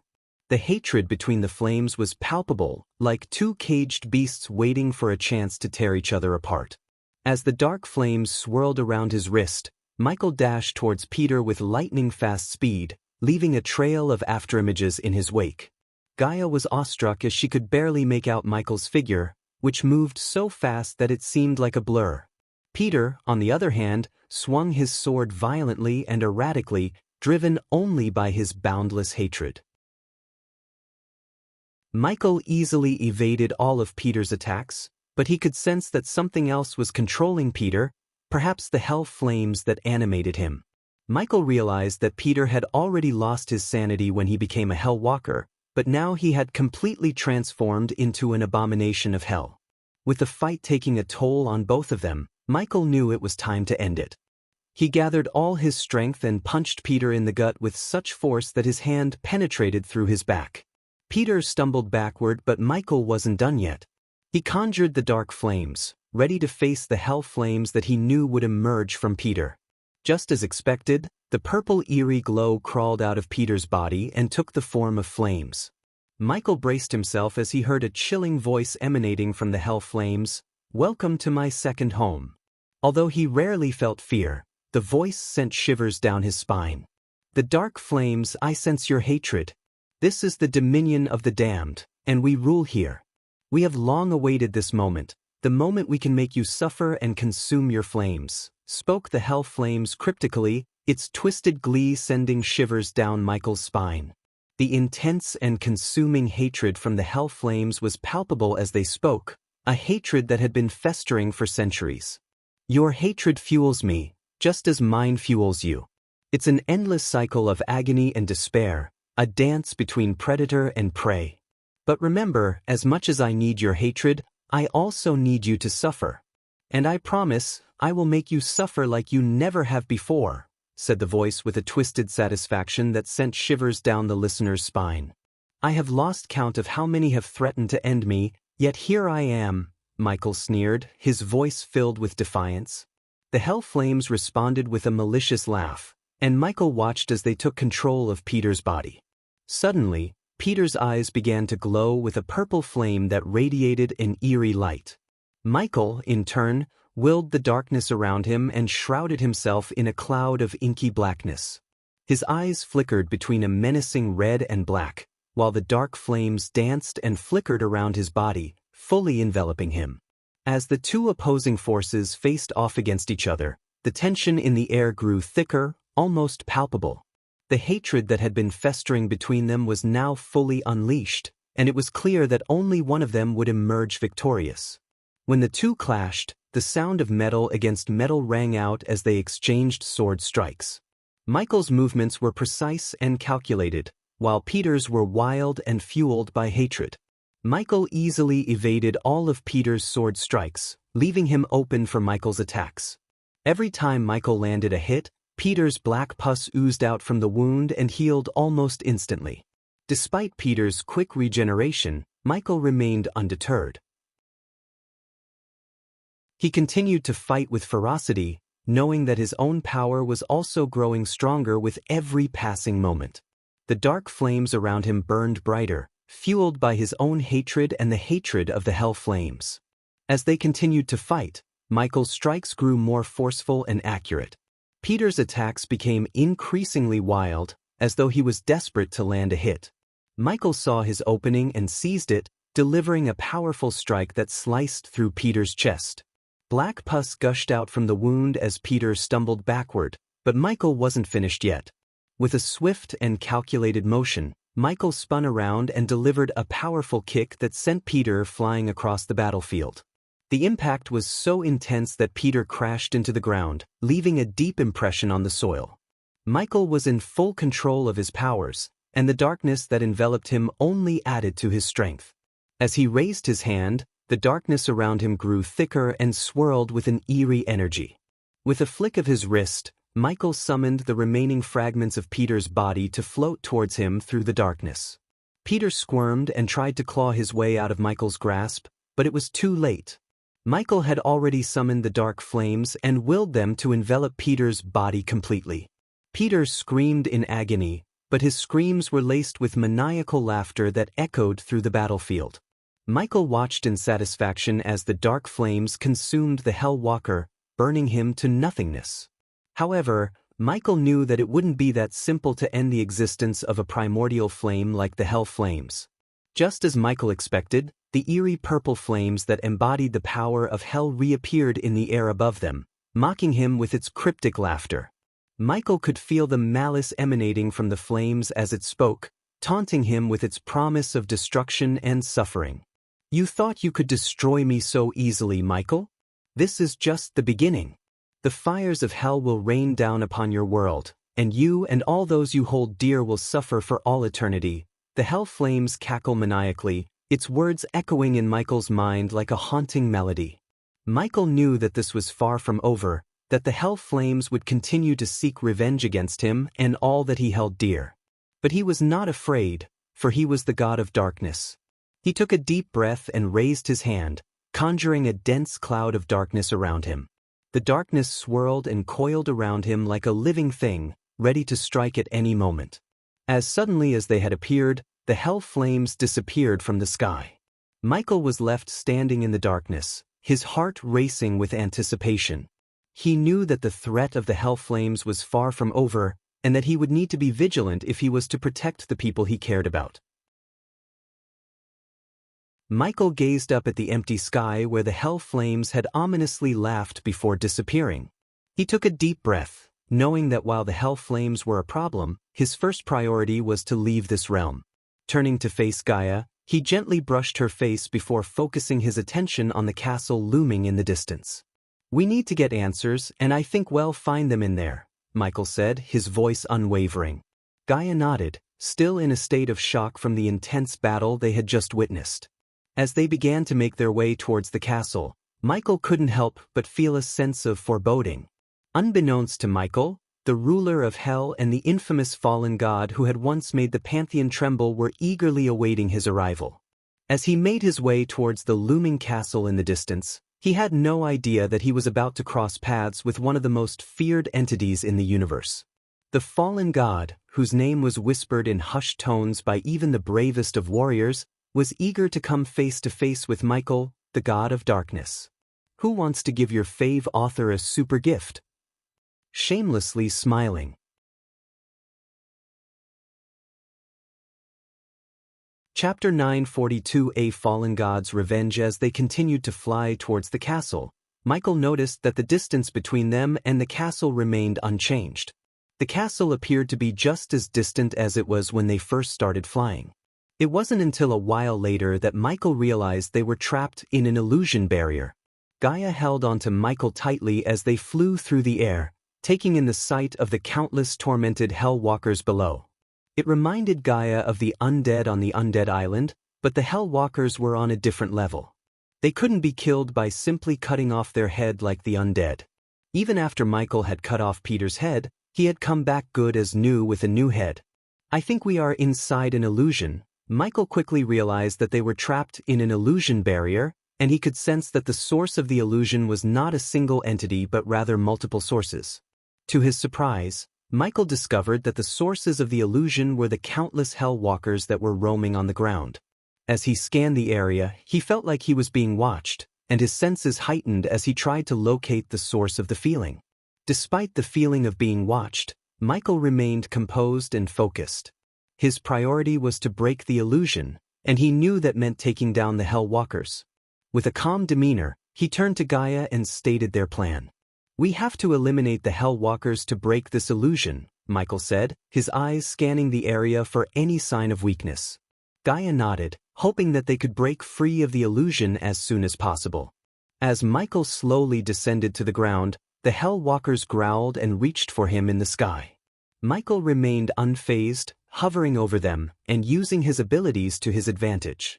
With a swift movement of his hand, he cast the Ring of Flames spell, causing a wave of dark flames to shoot out of his hand and sweep across the ground, taking down the hell walkers in its path. Despite their grotesque appearance, Michael felt no remorse, knowing that he had to do what was necessary to break the illusion and move forward. With the last of the hell walkers burned away, Michael and Gaia turned their attention to the horizon. There, standing tall against the hazy sky, was a monstrous creature with black fur and fiery red eyes. Its body was massive, towering over the already imposing castle in the distance. The creature's fur seemed to absorb the light around it, making it look like a shadow come to life. Its eyes glowed with intense hatred, fixated on Michael and Gaia as they floated in the air. Its sharp claws dug into the ground, leaving deep marks as it began to move towards them with a thunderous roar that shook the very ground they were on. This creature was not like anything he had ever faced before. Its mere presence exuded a menacing aura that made him feel like he was facing a force of nature. And yet, he could not back down. He had come too far to turn back now. As the creature closed in on them, Michael readied himself for battle. He conjured the dark flames around him, allowing its pure darkness to envelop him. Gaia clung onto Michael tightly as the creature charged, its red eyes glowing brighter with each passing moment. The creature's roar echoed through the battlefield, sending shockwaves through the air that made Michael's ears ring. Its black fur glistened in the dim light, and its red eyes glowed with an eerie intensity. Michael knew he was facing a formidable foe, one that he couldn't take lightly. With a quick glance at Gaia, he summoned the darkness around them and lifted her into the air, keeping her out of harm's way. As the creature approached, Michael felt the pull of its gravity field increases exponentially, forcing him to stay on the ground. But he remained calm and focused, ready to face this challenge head-on. He knew he could use the darkness to his advantage and even defy gravity if necessary, but for now, he chose to stay on the ground and face the creature in close combat. What the fuck is that thing? Gaia's eyes widened in horror as she gazed upon the monstrous creature. It had black fur covering its massive body and red eyes that seemed to glow with an unholy fury. Its claws were sharp enough to tear through steel, and its jaws looked powerful enough to crush a boulder. Gaia couldn't help but wonder how many more abominations hell had waiting for them. Despite being unable to use her cultivation power, Gaia still had Michael's specially crafted arrows in her quiver. As the black-furred creature charged towards Michael with alarming speed, Gaia quickly notched an arrow in her bow, taking into account the increased gravity, and let it fly. The arrow arced through the air and hit the creature directly in the center of its head, detonating on impact and engulfing the creature in flames. The explosion wasn't enough to kill the creature, but it provided Michael with the opening he needed to make his move. With his dark sword in hand, Michael charged toward the massive creature. He kept his second sword sheathed as he felt that one dark sword would be enough to take down the creature, and he needed his other hand free to wield his dark flames. As he closed in on the creature, Michael defied the increased gravity and leaped into the air. He then channeled his power into his sword and unleashed a bolt of lightning from its tip, aimed directly at the creature. The lightning bolt tore through the creature's skull, leaving a gaping hole where its head once was. However, to Gaia's shock, the creature didn't fall down. Instead, it multiplied in the blink of an eye, dividing itself into 3 identical creatures. Before Michael could react, one of the creatures charged at him from behind, its claws ready to strike. The two collided with a deafening explosion, but Michael's half-celestial body was stronger than he had ever imagined. He grabbed the creature's fur and lifted it with ease, his muscles bulging with raw power. Gaia watched in awe as Michael spun around and used the creature as a weapon, smashing it into the other 2 creatures with devastating force. It was a display of raw strength and skill that left Gaia breathless. As Michael engaged in a fierce battle against the hellish creatures, the ruler of hell, the infamous fallen god Dagon, sat upon his throne, observing the combat with a feet hovering before him. Dagon's black eyes gleamed with amusement as he watched the god of darkness in action. Despite his amusement, there was a hint of intrigue in Dagon's expression, as if he had stumbled upon something unexpected.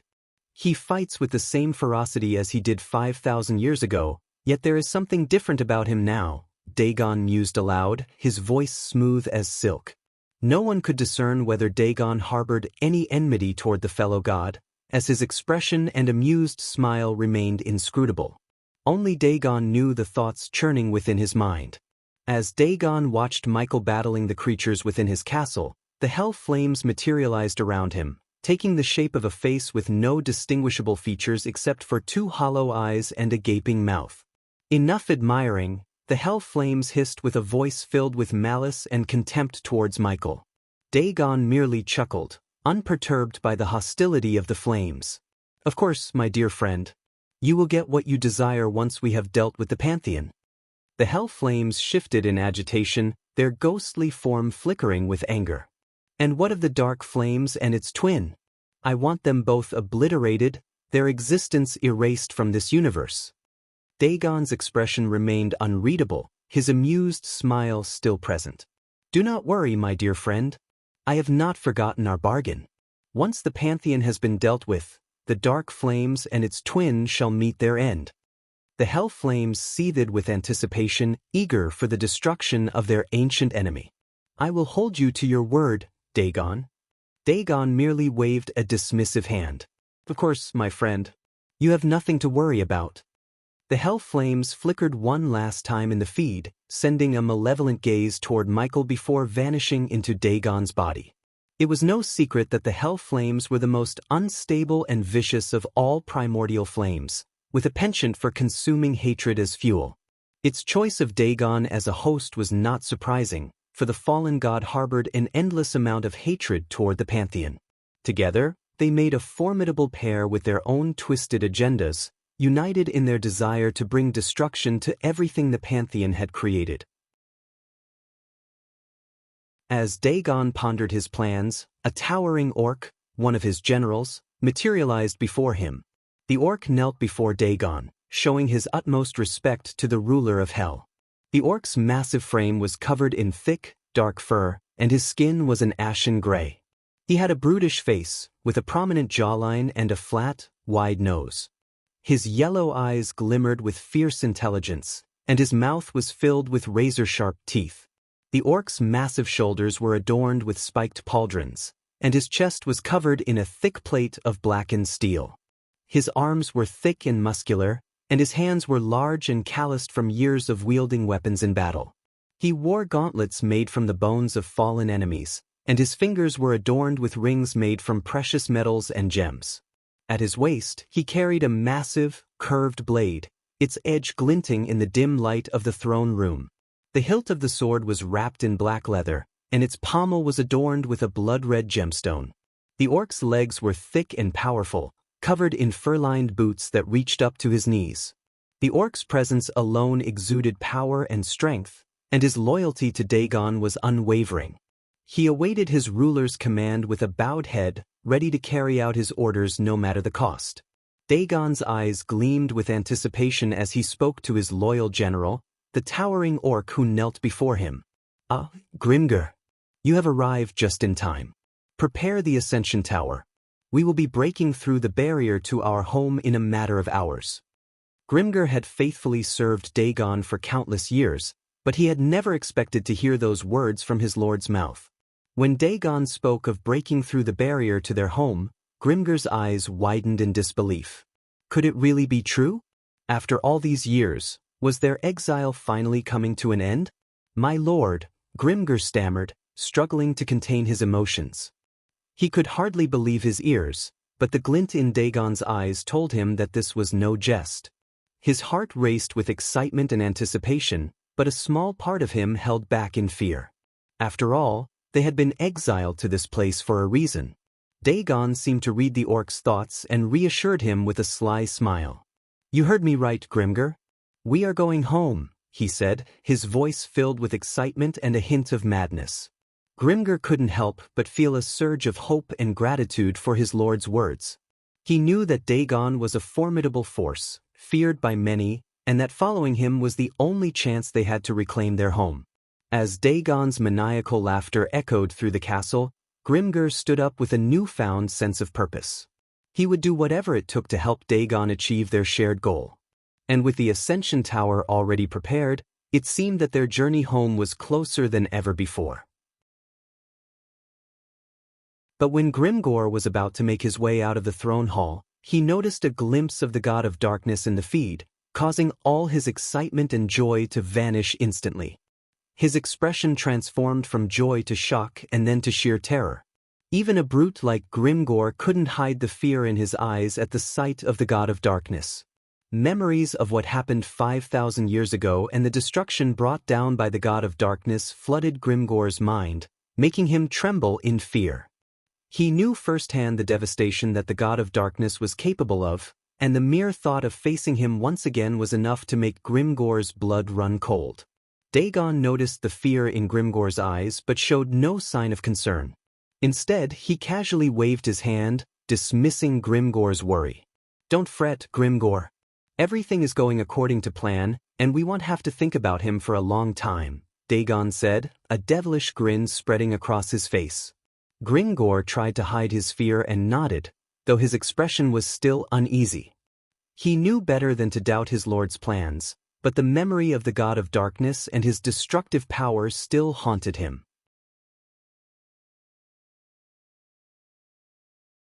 Chapter 943 Unleashing the Power. Michael continued to fight the three creatures with fierce determination.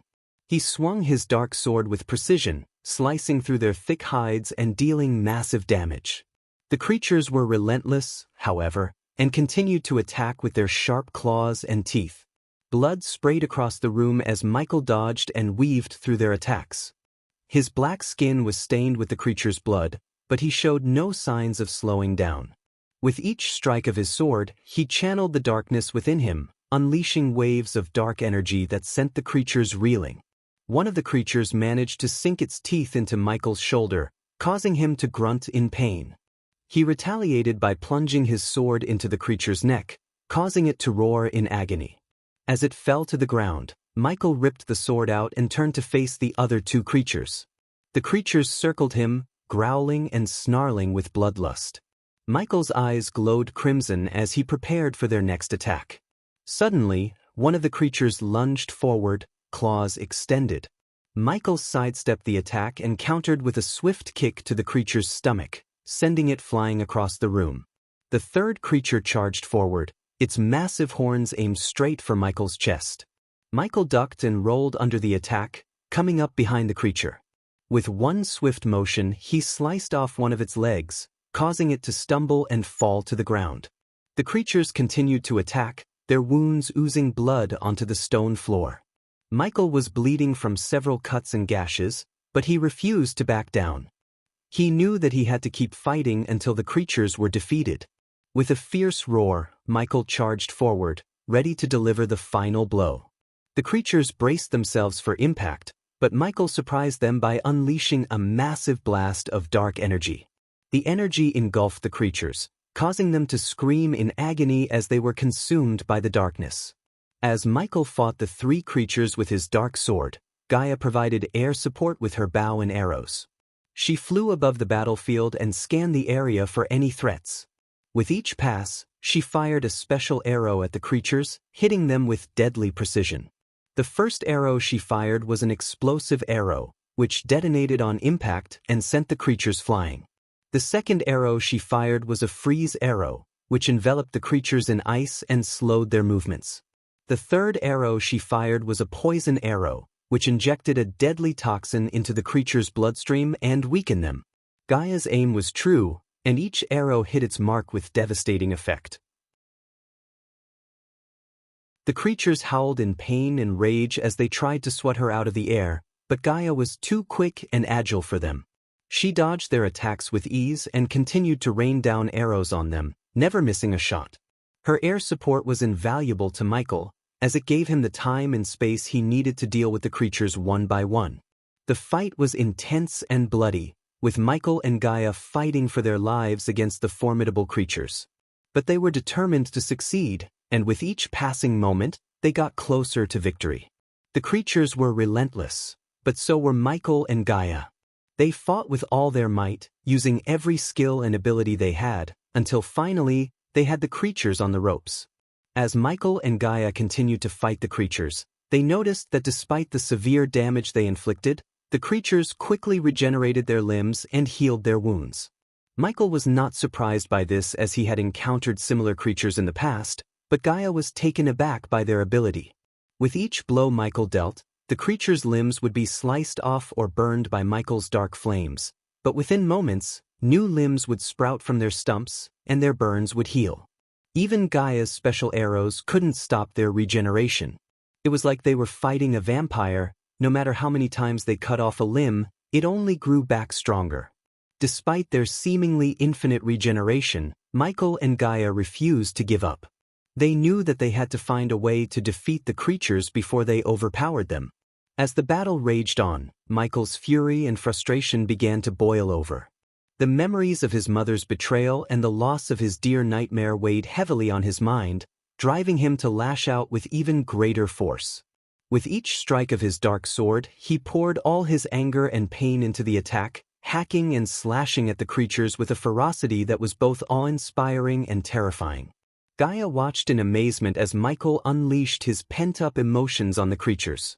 She could see the intensity of his attacks and the raw power that he wielded. It was clear that he was using the battle as an outlet for his anger and sorrow, and that he was not ready to let it end until he had fully expressed his emotions. The creature's regeneration abilities proved to be no match for Michael's relentless onslaught. With each attack, he sliced off limbs and tore apart their bodies, leaving them writhing in agony. And yet, despite the punishment they received, the creatures continued to heal themselves, their bodies slowly knitting back together even as Michael hacked them apart. As the battle continued, Michael's attacks became even more savage, fueled by his unrelenting anger and despair. He seemed almost possessed, a whirlwind of darkness and fury that tore through the creatures with unmatched ferocity. As Gaia watched Michael unleash his power, she couldn't help but feel a sense of awe mixed with fear. She had seen Michael use his dark flames and lightning bolts before, but this time it was different. It felt like Michael had truly embraced the darkness within him, letting it consume him and fuel his power.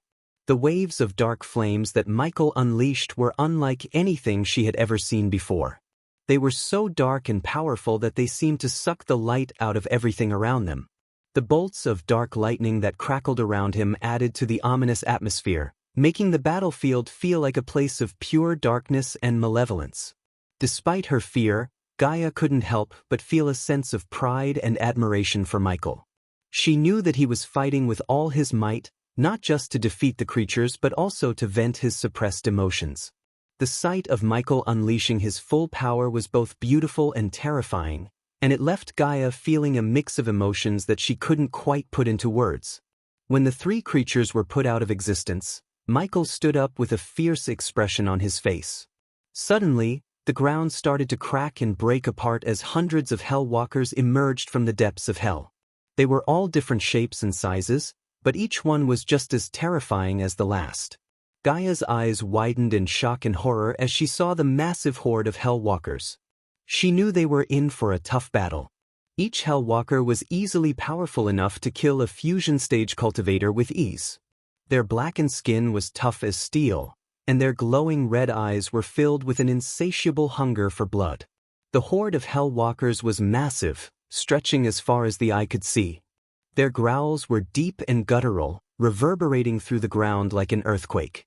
Their eyes glowed with an eerie red light, and their movements were slow and deliberate, like that of zombies. They appeared almost mindless in their determination to attack and destroy anything in their path. Despite their undead appearance, their physical strength and power were undeniable. Each one of them was strong enough to take on a fusion-stage cultivator with ease, and their numbers were overwhelming. As they emerged from the cracks in the ground, the battlefield was plunged into darkness, and the air was thick with the stench of death and decay. Michael stood calm and collected, unfazed by the horde of Hellwalkers emerging from the ground. His eyes remained fixed on the approaching army, and he raised his hand towards the sky with a serene sense of purpose. The winds around him began to pick up, the air crackling with energy as he prepared to unleash his power. Despite the overwhelming numbers of the Hellwalkers, Michael remained stoic, his gaze unflinching as he called forth the darkness. As Michael raised his hand, the sky seemed to ripple and warp as if it were a mere veil waiting to be pulled back.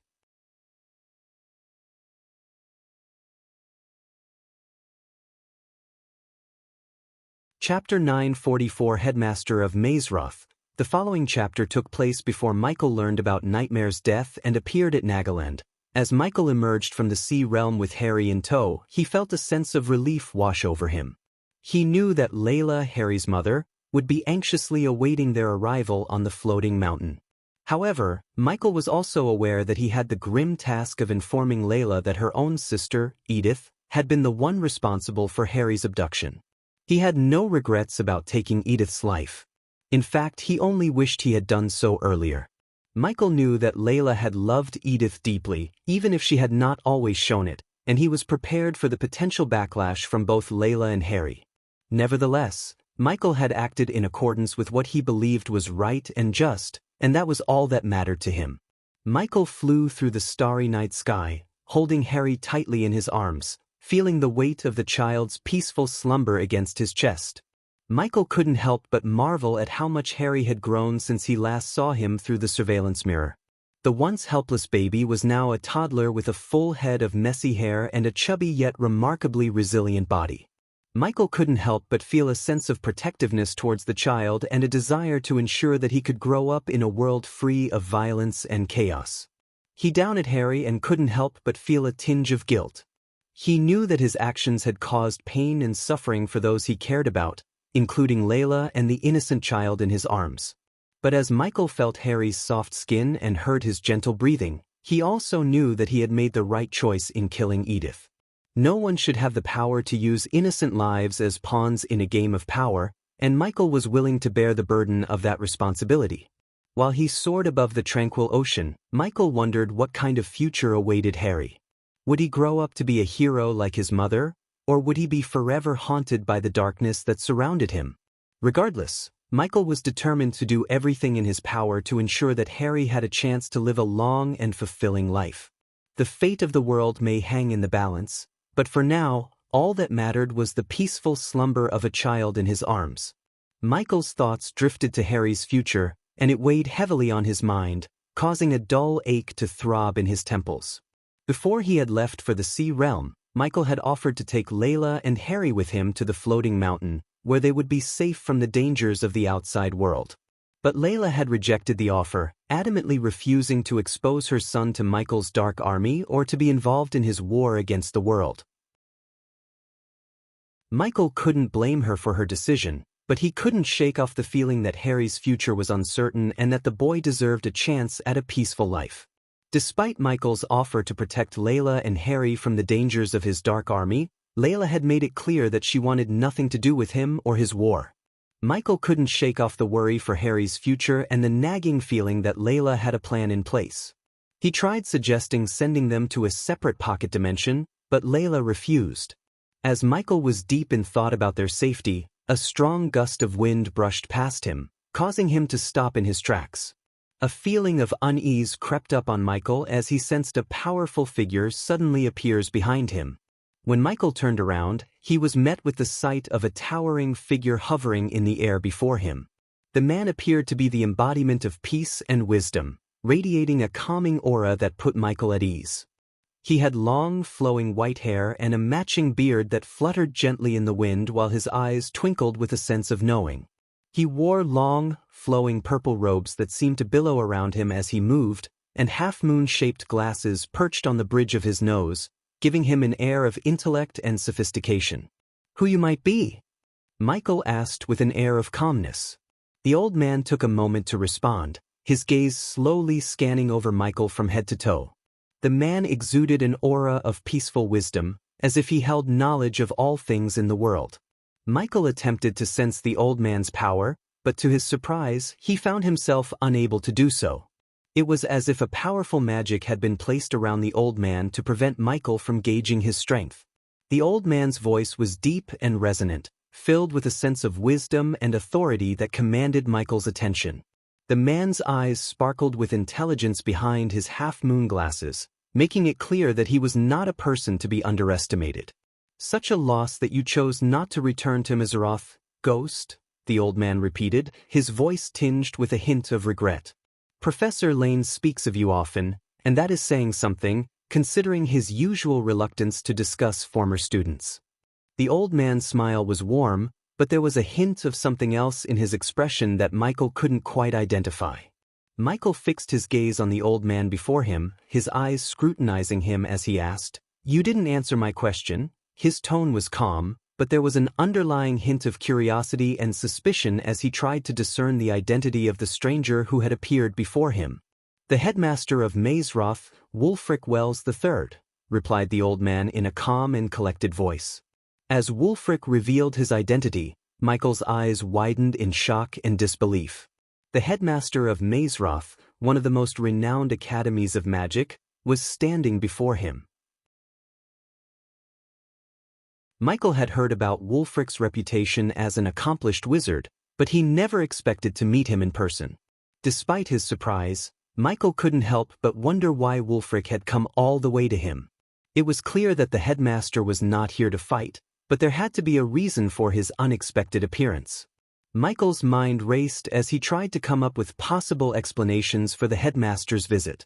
While Michael was trying to decipher why the headmaster of Mazeroth had appeared before him, he suddenly sensed a new presence. He turned his gaze and saw Layla, Harry's mother, standing beside Wulfric. Michael was taken aback by her sudden appearance, but he maintained his composure and assessed her expression for any signs of hostility or resentment towards him. Layla's sudden appearance took Michael aback, but he was even more taken aback when he saw the overwhelming joy on her face at the sight of Harry safe and sound in his arms. She cried tears of relief and delight as she rushed towards him. Layla's eyes, which were always cold and calculated, were now filled with warmth and love as she took Harry from Michael's arms and held him tightly. She dashed towards Michael and took Harry into her arms, holding him tightly against her chest. The warmth of Harry's body made her feel alive again, as if a part of her had been missing and had just returned to her. She hugged him tightly, grateful for his safe return, and did not want to let him go. She embraced him with a passion that could only be compared to the fierce love of a mother who had lost her child and now had him back in her arms. In that moment, Layla felt like she was coming back to life. "What happened to him?" Layla asked, her voice laced with concern as she saw her son sleeping in Michael's arms. She immediately feared that something might have happened to him in the sea realm. "He's fine, just sleeping," Michael reassured her. He could sense the love and worry in Layla's voice, and he knew that Harry meant everything to her. "It's best to let him rest for now. He's been through a lot." Layla nodded, relieved to know that Harry was safe and sound. She held him close and whispered soothing words, feeling grateful that Michael had saved her son. As Layla was showering Harry with kisses and hugs, Michael shifted his attention to Wulfric. He had knocked out Layla and left her safely in his castle, so he was puzzled as to how Wulfric had managed to find her. But when Michael examined the energy fluctuations and power radiation surrounding Wulfric, he realized that the headmaster had somehow freed Layla from his castle. After a moment of silence, Michael turned his gaze towards Wulfric Wells and spoke up, breaking the tension. "Why are you here, headmaster?" he inquired, his voice firm and steady. Despite his surprise at Wulfric's sudden appearance, Michael maintained his composure and remained wary of the headmaster's motives. He knew that Wulfric would not have come to him without a good reason, and Michael's instincts told him that it was something important. "We are going to Mazeroth," Layla spoke up, interrupting the silence between Michael and Wulfric. Michael couldn't help but feel a twinge of concern in his heart upon hearing her decision. While he had previously considered Mazeroth as a safe haven for Layla and Harry, he knew all too well that Mazeroth was under the control of Skyhall, his sworn enemies. He couldn't bear the thought of Harry being used as a pawn against him in the future, as had happened with Noah. However, as Michael looked into Layla's eyes, he saw a steely determination that he knew he would not be able to sway. Despite his reservations about Mazeroth, he could see that Layla had made up her mind and would not be dissuaded easily. It was clear to Michael that Layla was fiercely protective of her son and was willing to do whatever it took to keep him safe, even if it meant going against Michael's wishes. He knew it would be a difficult battle to try and convince her otherwise. Wulfric could see the worry in Michael's eyes, and he spoke in a calm and reassuring tone. "You can trust me, Michael. Mazeroth is not under Skyhall's control," Wulfric said, sensing Michael's concerns about Harry's safety. Michael still had doubts about sending Harry to Mazeroth. He knew Skyhall had a firm grip on many realms, including Mazeroth, and he feared that they might use Harry as a weapon against him in the future. "Who says they don't control it, headmaster? They control almost everything, and imagine what they would do to him once they learn he's my blood," Michael countered, expressing his concerns to Wulfric. "I made my decision, Ghost. We are going to Mazeroth, where my son will receive the education and safety he deserves." Layla interrupted Michael before he could say a word. Michael was about to argue, but Layla's eyes were determined and unwavering. "You didn't listen to me when you rushed into absorbing the first energy. You didn't listen to me when I asked you to keep an eye on Harry. Your decisions have put either you or those around you in danger every time. And now, you are willing to risk his life. Michael tried to reason with her, But Layla cut him off once again. "Stop." Layla's voice was firm yet gentle. "I made my decision, Ghost. You were the one who cut all ties with us. I asked you to leave everything behind and come with us, but you refused. You didn't want any part in our lives. I am sorry we dragged you into this, but it won't happen again once we reach Mazeroth. I trust Headmaster Wells, and this is my final decision," Layla said, her tone leaving no room for argument. Michael tried to reason with Layla, arguing that Mazeroth was not as safe as she thought and that Harry's safety could not be guaranteed. He reminded her of the dangers they faced in the past and the fact that their enemies would stop at nothing to get to him. But Layla remained steadfast in her decision, and her trust in Wulfric was unshakable. Michael's frustration grew as he realized he could not change her mind, and he knew that arguing further would only cause more tension between them. Eventually, Michael relented, knowing that Layla's decision was final. He silently hoped that he would not regret letting Harry go to Mazeroth and that he would find a way to keep him safe from afar. Layla let out a deep sigh, her voice laced with regret and sadness as she spoke. "It seems like the darkness has truly changed you, Ghost. Even now, you are reluctant to let us go to Mazeroth as if you value your own safety above our lives." Michael could feel her words piercing through him, but he could not deny that there was a grain of truth to them. Michael knew there was no point in arguing with Layla, so he approached Harry and gently placed his hand on the sleeping child. He bent over and placed a soft kiss on Harry's forehead, whispering, "Goodbye, Harry. I wish things were really different." He had hoped that his reluctance to let Harry go to Mazeroth would have made Layla reconsider her decision, but it seemed that she had made up her mind. Despite the weight of the truth about Edith's death, Michael remained silent as he bid farewell to Harry and Layla. He knew that revealing the truth would only cause more pain and heartache. Besides, Layla didn't ask any questions about Harry's abduction, showing that all she cared about was her son's safe return. "I will hold you accountable, Headmaster. If the Sky Hall dares to play any games with them, I will show you why they call me the Dark Lord," Michael said with a deep, commanding voice. The sky darkened as his words echoed across the ocean, and bolts of lightning illuminated his face, highlighting the power emanating from him. The full moon blackened as if in deference to his might, and the wind picked up, blowing fiercely around him.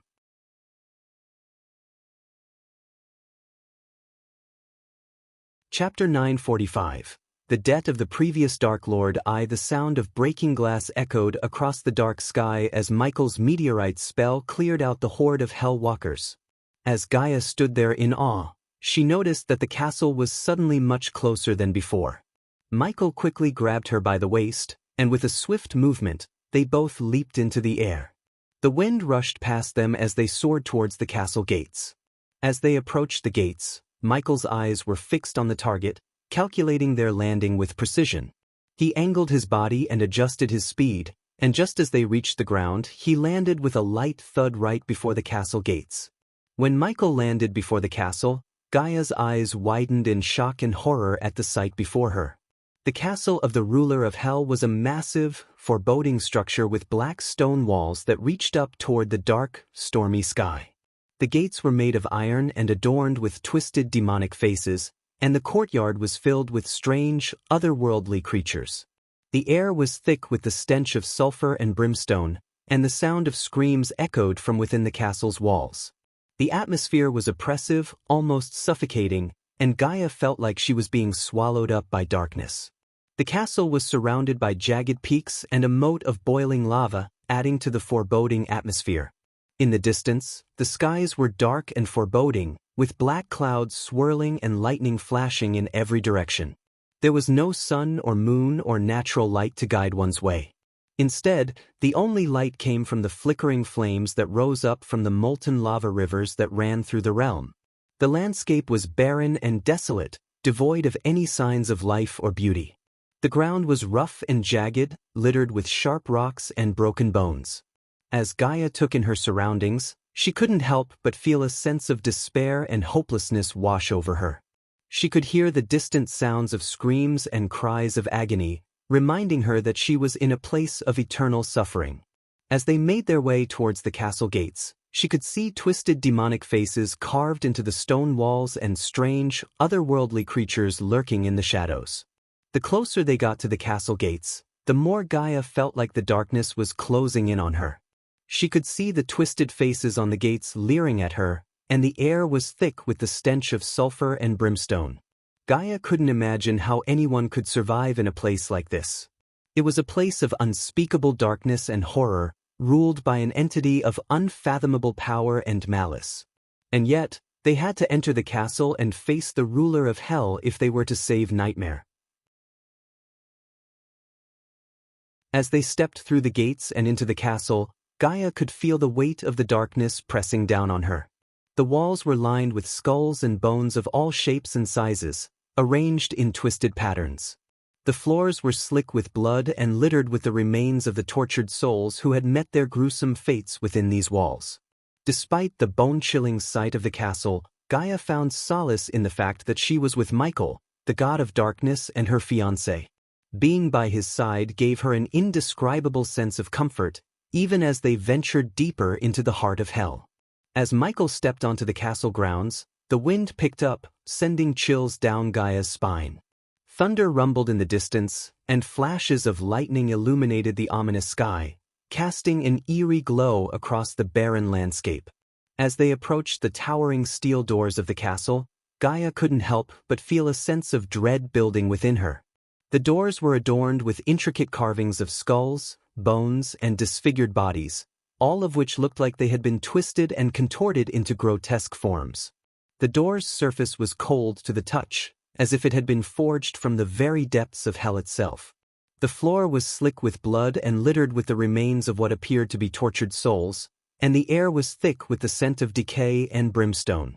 The flickering torches cast an eerie glow on the walls, making it seem as though the castle was alive with malevolent spirits.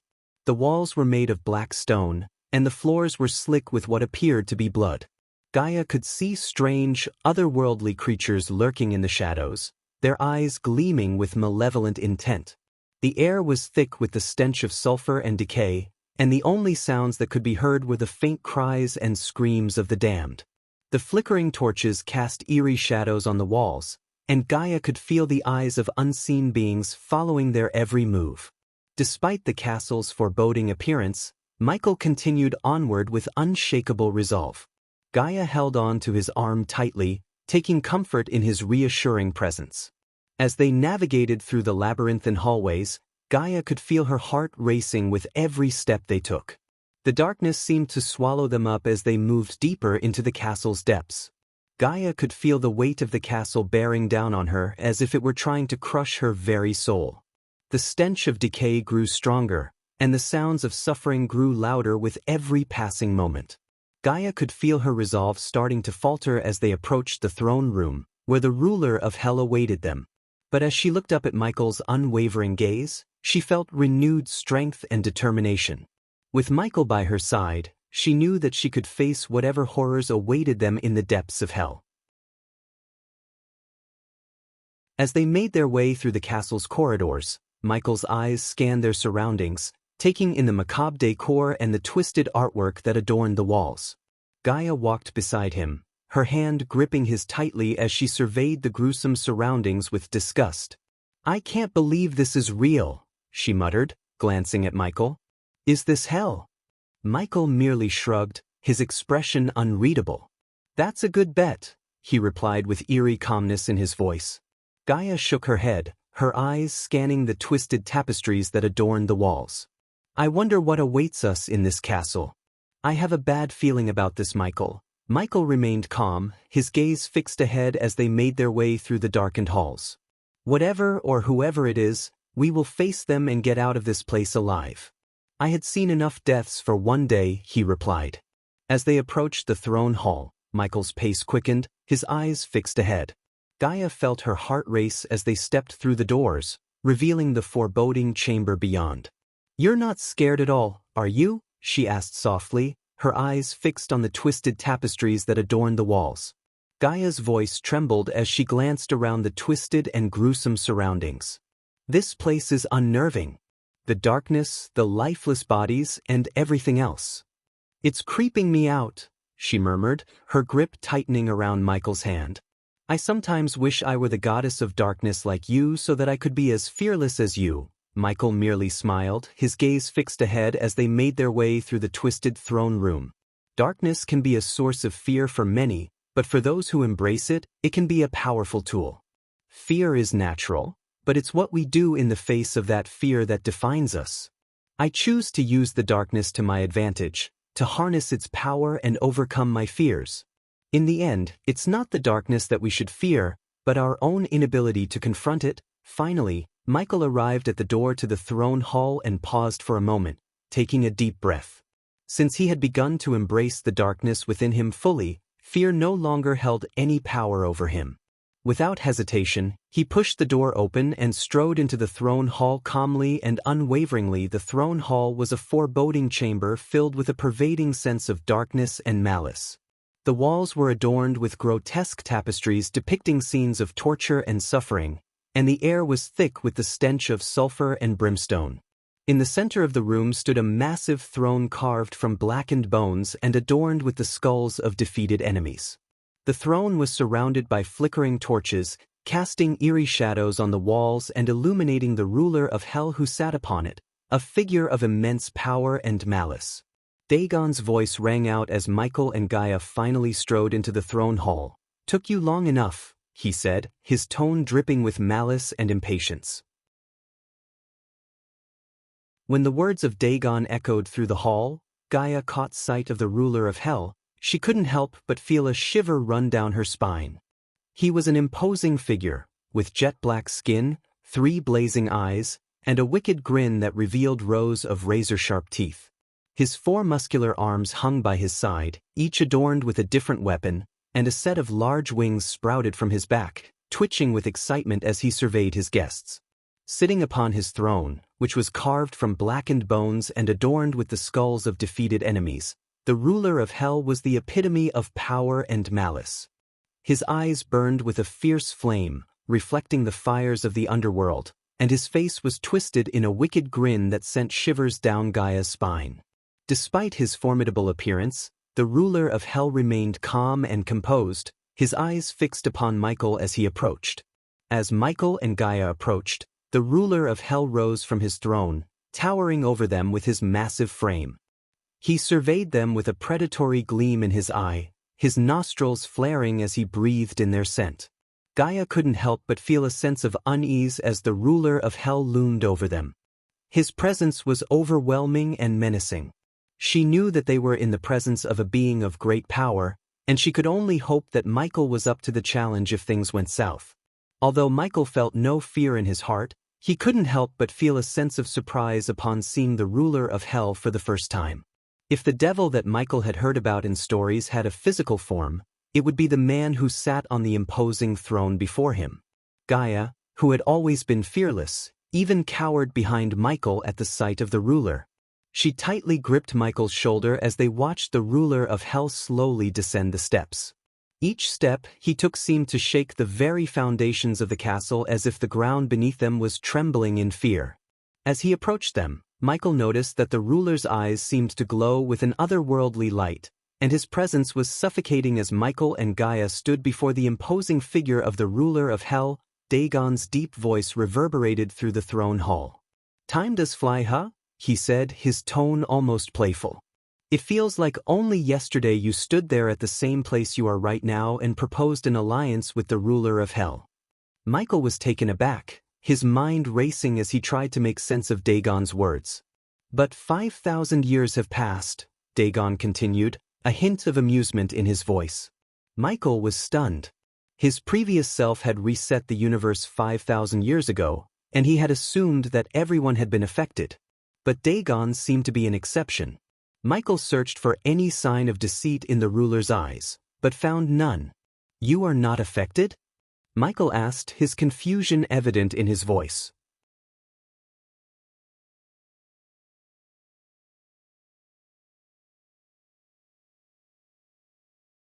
Chapter 946. The Debt of the Previous Dark Lord. 2. Michael's expression turned grim as he heard Dagon mention the debt. He couldn't imagine what kind of deal his past self had made with the ruler of hell, but he knew it must have been something significant. Dagon, on the other hand, seemed amused by Michael's reaction. His eyes glinted with a mischievous light as he spoke, relishing in the god of darkness discomfort. Despite his discomfort, Michael remained calm, trying to assess the situation. He knew that if his past self had revealed his realm name to Dagon, there must have been a reason for it. Dagon's voice rang out across the throne hall, filling the space with a sinister, almost playful tone. "Let me sweeten the pot for you, Michael," he said, a wry smile playing across his lips. "If you help me, I will give back the soul of your recently departed friend." Michael and Gaia stood frozen, their eyes widening in shock and disbelief. For a moment, Michael couldn't believe what he was hearing. The idea of getting his friend's soul back was something he had never even dared to dream of. But the suddenness of Dagon's offer left him feeling uneasy. Gaia, too, was stunned by Dagon's words. Her heart raced as she stared at the ruler of hell, struggling to comprehend what was happening. The thought of seeing her dear little lizard Nightmare once more filled her with a mix of emotions, joy, hope, and fear. Michael and Gaia were both stunned at Dagon's words. Michael's heart raced with a mixture of hope and disbelief. Could it be possible that Nightmare's soul was trapped in hell all this time? And could they finally have the chance to get it back? Gaia's eyes widened in surprise, and her hand tightened on Michael's shoulder. The thought of Nightmare's soul being trapped in hell was horrifying, and the possibility of getting it back was both exciting and terrifying. They both looked at Dagon, waiting for him to elaborate on his offer. Gaia's heart was pounding as she struggled to comprehend what she had just heard. "What did you say?" she asked, her voice quavering with fear and hope. The thought of seeing her beloved pet Nightmare again filled her with a fierce longing. Dagon merely smirked, his eyes glinting with amusement. He snapped his fingers, and a ghostly figure of a small baby dragon appeared beside him. Michael felt his breath catch in his throat as he recognized the form. It was Nightmare in his younger years. Michael couldn't believe his eyes. Nightmare, his loyal companion and friend, had been lost to him for what felt like an eternity. And now, the possibility of seeing him again, even in this spectral form, filled him with a mix of emotions. He felt a pang of guilt for not being able to save him before, but also a spark of hope that they might be able to bring him back.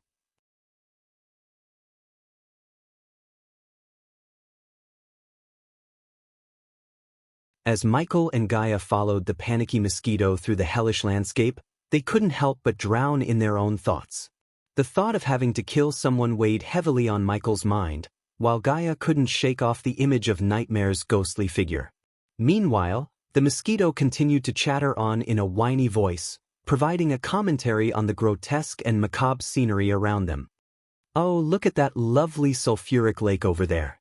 Makes my wings itch just thinking about it," the mosquito exclaimed, sounding both panicked and amused.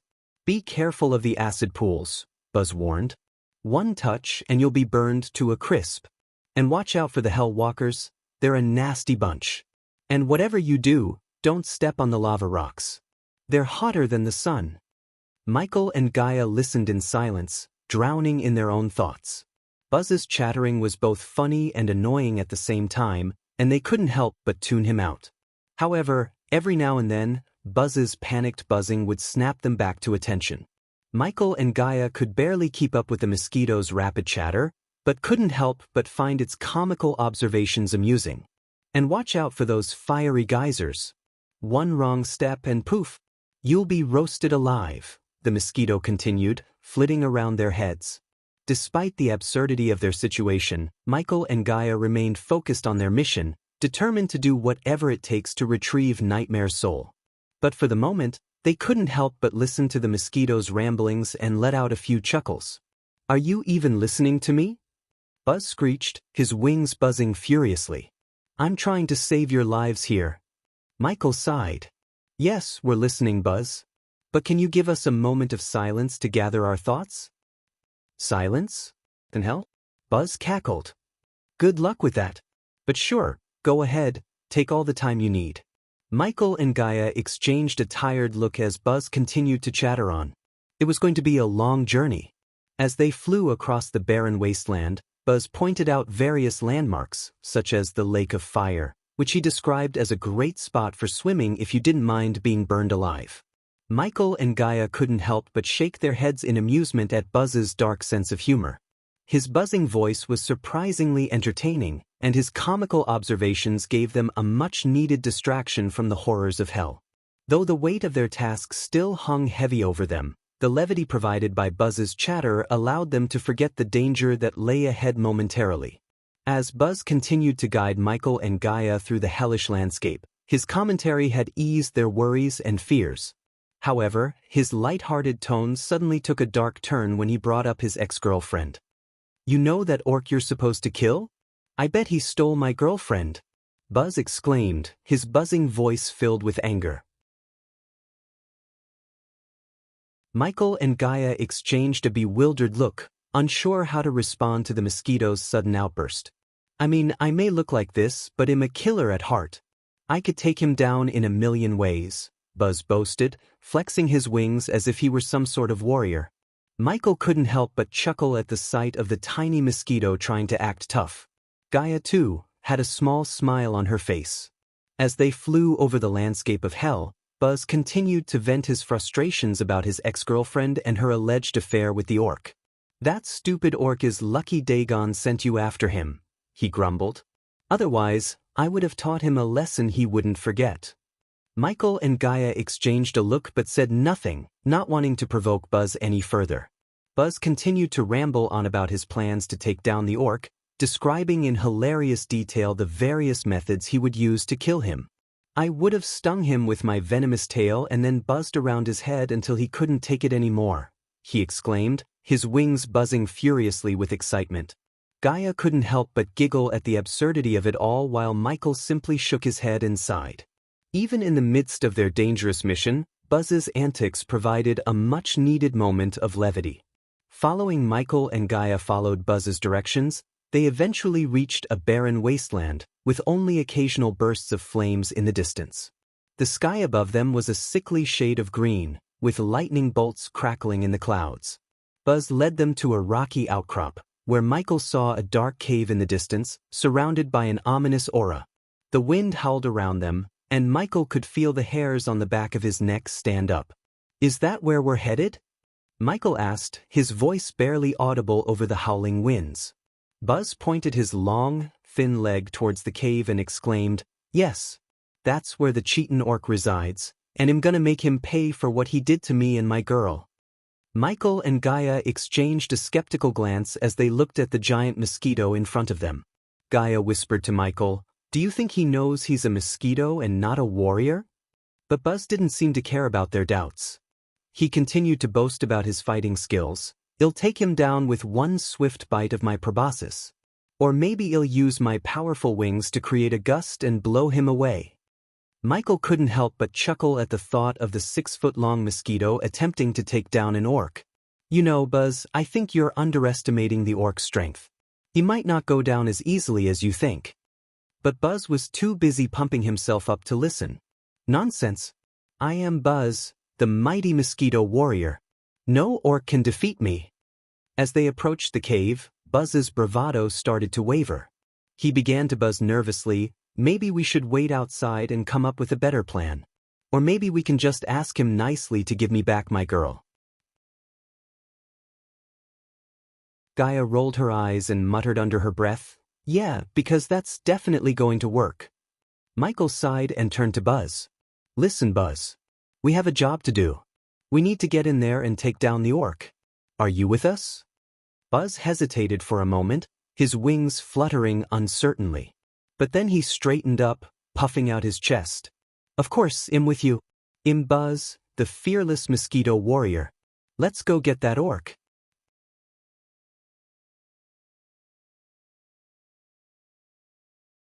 Chapter 947. Devotee of Noah from another realm. As a seasoned assassin, Michael knew the importance of thorough preparation before taking on a target.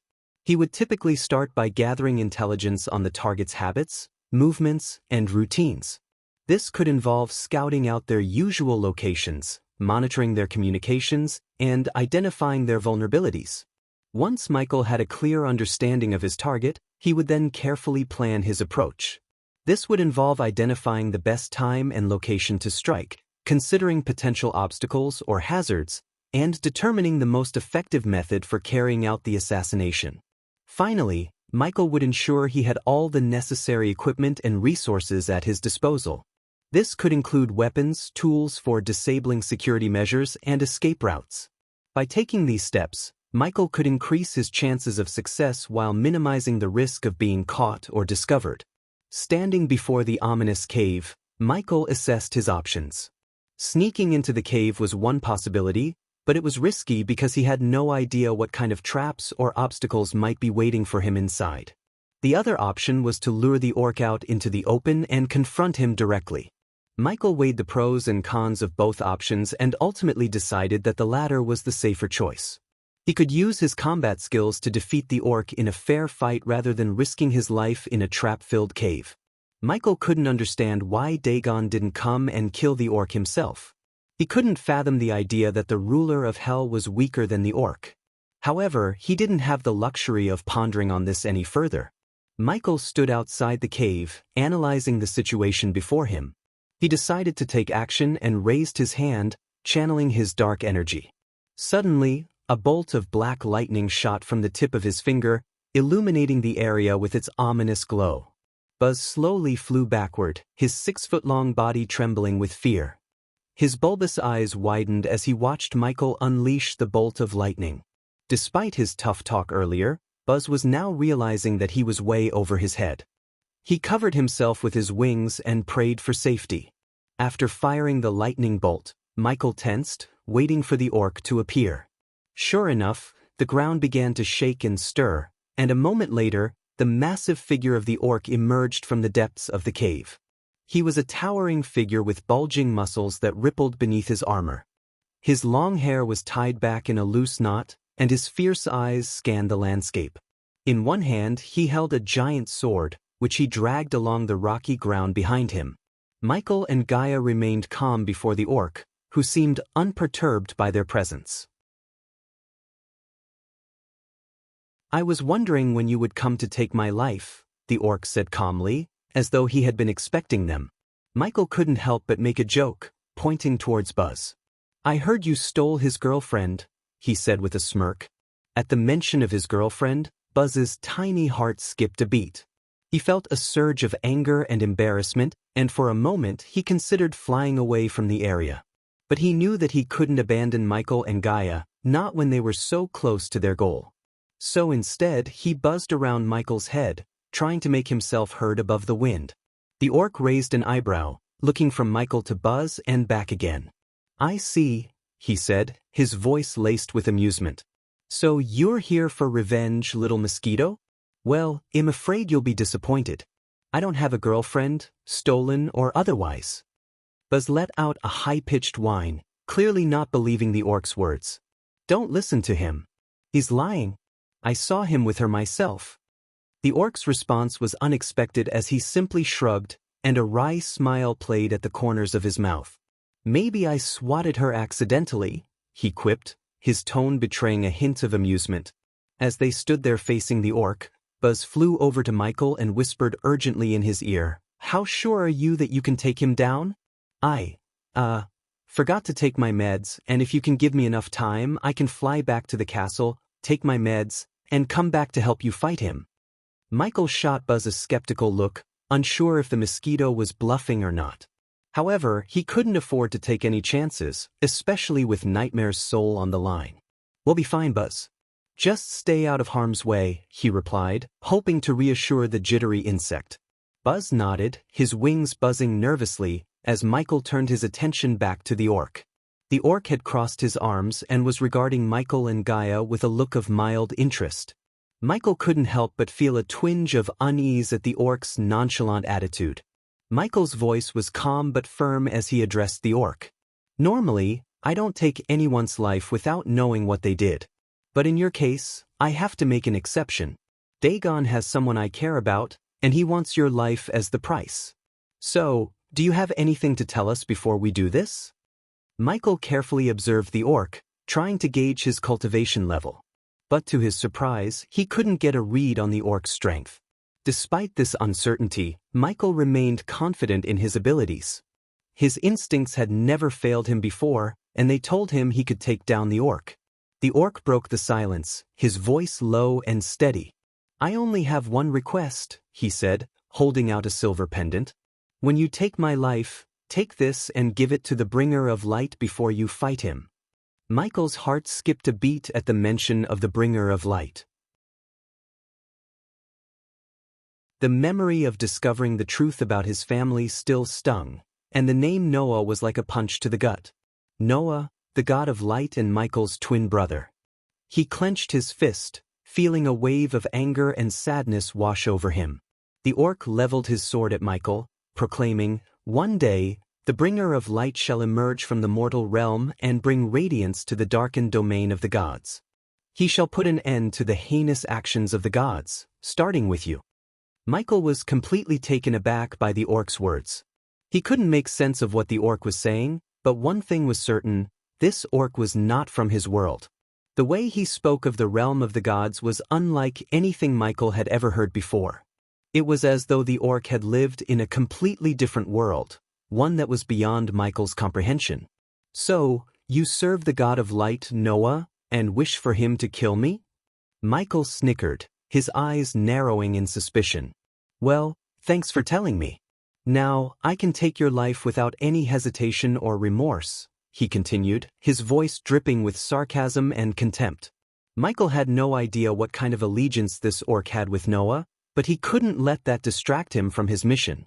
The fate of Nightmare's soul hung in the balance, and he couldn't afford to be sidetracked by this orc's beliefs. As Michael raised his sword, the orc simply smirked, his eyes filled with a kind of resignation. He knew that his time had come and was ready to face his fate. "May you never step into the realm of gods," the orc spat, his voice filled with venom.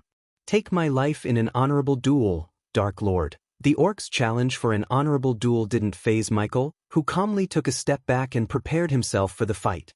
He glanced over his shoulder at Gaia, who nodded in agreement with his decision. She had faith in Michael's abilities. After all, he had defeated Peter's Hell Walker form and had the power to topple kingdoms. Even though the orc emitted strange energy radiation around him, Gaia was confident that he posed no real threat to Michael. Michael raised his hand with a sense of purpose, and in response, his dark sword flew out of its sheath and landed squarely in his hand. He swung it around once to get a feel for its weight and balance, then pointed it towards the orc, taunting him to make the first move. The orc charged at Michael with his giant sword raised, determined to take him down. Michael dodged his attacks with ease, his movements graceful and precise. He countered with swift strikes of his own, his dark sword glinting in the dim light of the realm of hell. As the duel between the orc and Michael continued, sparks flew and the sound of clanging swords echoed through the wasteland. The orc was a fierce opponent, but Michael's skill and agility were unmatched. He could sense the orc's attacks before they even happened, and he effortlessly parried each strike with his dark sword. The duel seemed to go on for hours, but in reality, only a few seconds had passed since the battle began. Despite only a few seconds passing, Michael quickly learned that the orc was an exceptional swordsman. Michael's Sword of Destiny technique was renowned for its power and ability to defeat any swordsman, yet the orc managed to deflect Michael's attacks. Michael was surprised at the orc's swordsmanship skills. But what surprised him even more was the strength and durability of the orc's sword, which withstood the full force of the dark sword's attack. Although the orc deflected the dark sword without directly clashing with it, the dark sword still managed to chip away at the orc's sword, leaving a small mark on its surface. Unbeknownst to Michael, Noah had conducted an extensive study of the previous Dark Lord's abilities 5,000 years ago. He wrote his findings in a book and sent it to the realm of gods before the previous Dark Lord reset the universe. The orc that Michael was facing was one of the divine beings who had managed to acquire a few pages from this sacred book, which contained information about the Dark Lord's Sword of Destiny. With this knowledge, the orc had trained himself to become a formidable opponent for Michael, hoping to fulfill his duty to serve Noah and stop the atrocities of the gods. Michael had always appreciated a good sword fight as it helped him hone his skills. However, he had no time to spare today. He was running short on time and needed to end the fight quickly. As the orc aggressively attacked Michael, hoping to land at least one hit, Michael blocked the orc's sword with the dark sword. He then quickly raised his other hand and summoned a powerful wind blast, sending the orc flying backward. Michael's wind blast was so powerful that it sent the orc crashing into a nearby boulder, shattering it into pieces. The orc groaned in pain as he struggled to get back on his feet. Michael slowly walked towards the orc, sword in hand, ready to deliver the final blow. As Michael approached the orc, a thick aura of darkness began to emanate from him, causing the surrounding area to turn pitch black. The orc struggled to get back on his feet, but before he could fully stand up, Michael clenched his fist, and the darkness around the orc coalesced into an invisible hand that pushed the orc back to the ground, holding him in place. The orc strained against the grip of the darkness, but it was no use. Michael had complete control over the shadows. Many fear the darkness, but they forget that it is within the shadows where true power lies.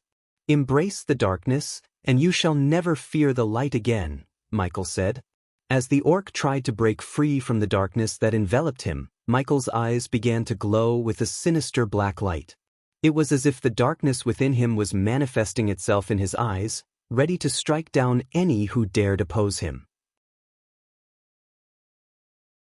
With a focused stare, Michael unleashed a barrage of dark energy beams that shot out from his eyes and struck the struggling orc with deadly precision, causing the ground beneath them to tremble.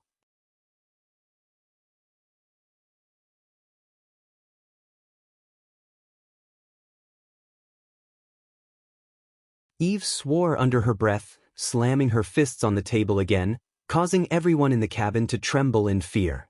Everyone except Saber, who remained cool and collected. The storm outside raged on, mirroring the turmoil within Eve, who knew that time was running out for her.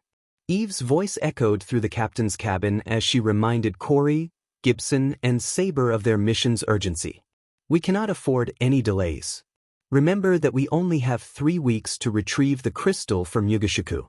If we fail, the consequences will be catastrophic.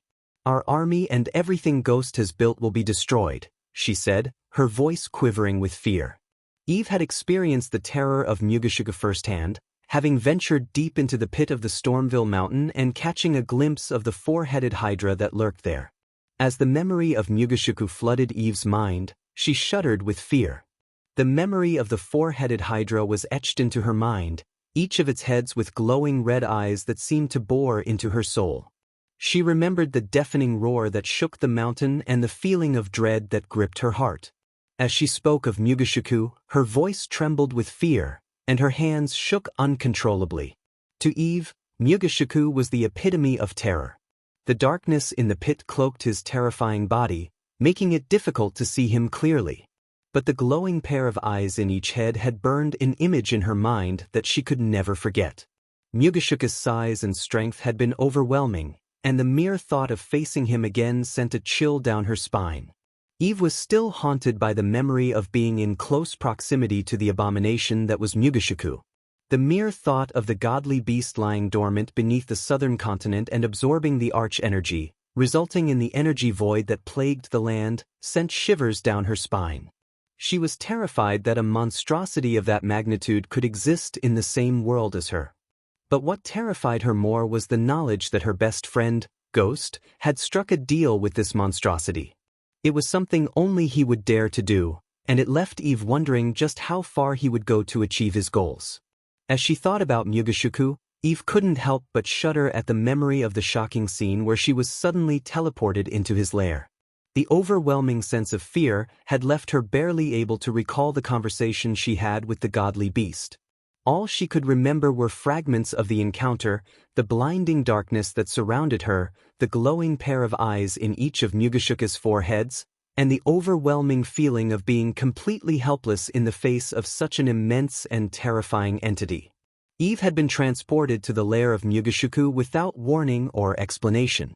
She was surrounded by darkness, and the only light came from the glowing pair of eyes in each of the four heads of Mugashiku.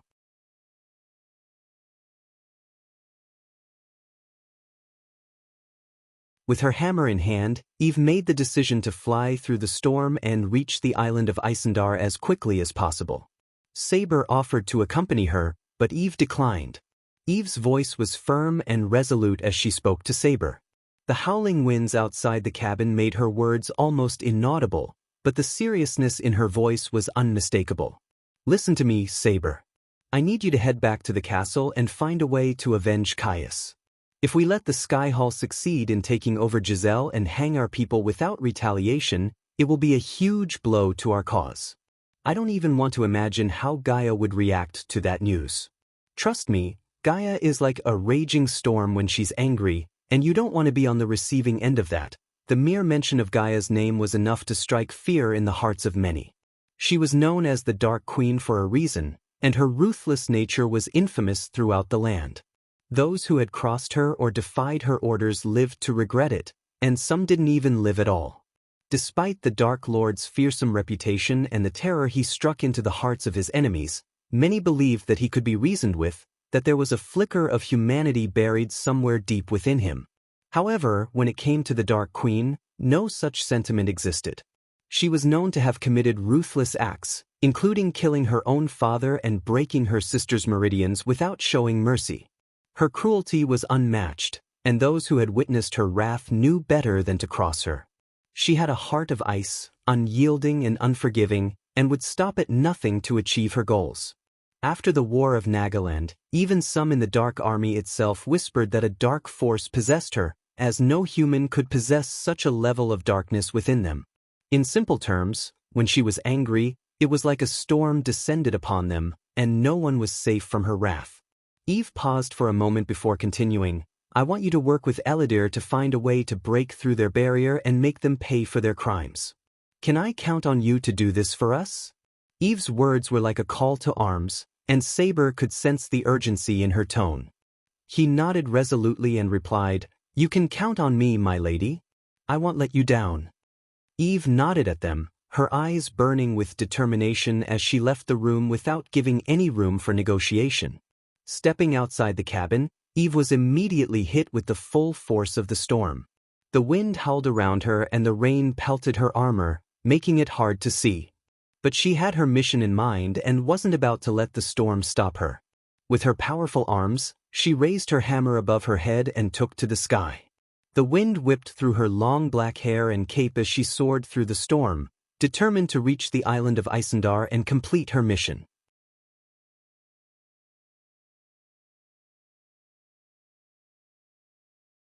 Chapter 949. Crystal holding an ancient evil. As Eve flew through the storm, the roaring winds and crashing waves seemed to bend to her will. Her black armor glistened with raindrops as she sliced through the tempestuous sky with graceful determination. The storm raged around her, lightning illuminating her path and thunder echoing her resolve. Increasing her speed, she left Big Bertha and its crew behind, her figure becoming smaller and smaller in their view. The ship rocked and swayed beneath the ferocity of the storm, while Eve soared above, unaffected by its chaos. The rain lashed against her face, mingling with the determination etched on her features. Her grip tightened around the handle of her hammer, the engraved skull at its center serving as a reminder of the darkness that coursed through her veins. Through the turbulent skies, Eve maintained a steadfast course, her eyes fixed on the distant horizon where Isendar awaited. She navigated the treacherous winds and surging currents, her movements fluid and precise, as if she had become one with the storm itself. Her journey through the tempest was a testament to her unwavering resolve and indomitable spirit. As Eve flew through the storm, leaving Big Bertha's ship behind, her presence radiated power and determination, leaving no doubt that she was on a mission that would decide the fate of the Dark Army. As Eve soared through the storm-ridden sky, her gaze remained fixed on the distant horizon. The relentless tempest roared around her, with lightning illuminating the darkened clouds and raging tornadoes swirling in a fearsome dance. As she drew closer to her destination, the silhouette of Isendar emerged from the chaotic backdrop. The island was veiled in an ominous shroud of crackling lightning bolts and tempestuous winds, making it appear like a fortress of elemental forces. The tumultuous weather that engulfed the island seemed to mirror the turbulence within Eve's own heart. Undeterred by the violent conditions, she pushed through the howling gusts and surging currents, navigating the treacherous airspace with an unwavering focus. The lightning crackled around her, illuminating her figure against the darkened sky, lending an aura of electrifying intensity to her presence. The tornadoes that encircled the island twisted and churned, their dark funnels reaching toward the heavens. They seemed like guardians of the forbidden realm, warning trespassers of the dangers that awaited within. Yet, Eve pressed on, undaunted by the elemental onslaught. As she approached Isendar, a surge of adrenaline coursed through her veins. The island's jagged cliffs and hidden caves beckoned her, promising both treacherous trials and unimaginable secrets. Lightning bolts continued to dance across the sky, highlighting the rugged terrain and accentuating the ominous atmosphere that surrounded the island. With every passing moment, Eve's determination grew stronger, and the storm's ferocity seemed to bend to her will. She had arrived at the precipice of destiny, ready to face the challenges that awaited her on the treacherous shores of Isendar. As Eve approached the island of Isendar, her gaze was drawn to a towering structure that stood defiantly amidst the chaos of the storm. It was a silver tower, gleaming with an otherworldly radiance, rising high into the tempestuous sky. Lightning crackled and arced across its surface, giving it an ethereal glow. At the pinnacle of the tower, a mesmerizing sight awaited Eve, a pulsating energy ball. It hovered above, emanating a brilliant, crackling aura that seemed to fuel the storm raging around the island. The ball surged with raw power, its electric tendrils reaching out like living lightning, casting an eerie illumination across the turbulent atmosphere. As Eve drew closer, she could feel the energy ball's magnetic pull, resonating with the depths of her being. It seemed to pulse with an intensity that matched the storm's ferocity, as if it were the very source of the tempest itself. The crackling energy danced and flickered, casting an otherworldly light that reflected in Eve's determined eyes. A mix of awe and unease swirled within her. She sensed that this energy ball held tremendous significance, its existence intricately intertwined with the island's storm-ridden nature. It felt like a nexus of power, a focal point where the raw forces of nature converged in an awe-inspiring display. Eve's mind raced with questions, contemplating the origins and purpose of this enigmatic energy ball. Could it be the catalyst for the chaotic weather that had engulfed the island? Or could it be something related to the crystal Mugeshuku ordered her to bring him? Its crackling energy hinted at an untapped potential waiting to be harnessed or unleashed. As the wind whipped around her and the thunder roared in the distance, Eve knew that she had to uncover the secrets held within the silver tower and the pulsating energy ball atop it. It was a mission she accepted willingly, driven by a desire to unravel the mysteries of Isendar and bring order to the storm's unrelenting fury. With each step toward the tower, Eve could feel the energy ball's influence grow stronger, its pull drawing her closer to the heart of the storm.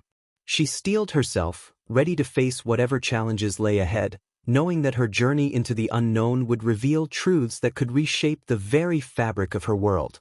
Within the towering structure, a group of dwarves scurried about in a state of nervous agitation. The air was heavy with an atmosphere of urgency as they hurriedly moved through a dimly lit corridor beneath the tower. The hall exuded an aura of ancient mystery, with shadowy recesses and worn stone walls that seemed to bear the weight of countless years. Torchlight flickered along the corridor, casting dancing shadows that played upon the weathered tapestries and worn insignias adorning the walls. The air was thick with a mix of apprehension and determination, their hushed whispers filling the space as they carried out their tasks with meticulous precision. At the heart of this darkened hall stood a mesmerizing sight, a crystal of immense power, encased within an ethereal shroud of swirling black mist. Its luminescent glow permeated the chamber, casting an otherworldly light that illuminated the dwarves' hasty efforts. The crystal, a mesmerizing gem of untold significance, pulsed with an overwhelming intensity, radiating waves of potent energy. Its surface shimmered with intricate patterns, as if the very essence of power was etched into its core. The dwarves had ingeniously fashioned a complex contraption to harness the crystal's might, a testament to their craftsmanship and determination. Gears whirred and mechanisms clicked as the dwarves worked feverishly, their brows furrowed with concentration. Their hands moved swiftly, adjusting dials, connecting conduits, and aligning delicate components, all with the hope of unlocking the crystal's true potential. Each movement was accompanied by muttered incantations and the occasional spark of arcane energy. The atmosphere in the hall crackled with anticipation, mingled with a sense of trepidation. The dwarves understood the immense responsibility they carried, aware of the consequences should they fail in their endeavor. The fate of Isendar and the storm-ravaged island hung in the balance, their every action a vital step toward restoring equilibrium. As the dwarves persisted in their task, their determination burned bright, fueled by their deep-rooted knowledge of the crystal's significance. They were driven by a collective purpose, knowing that success would bring salvation to their homeland and quell the relentless storm that ravaged the land.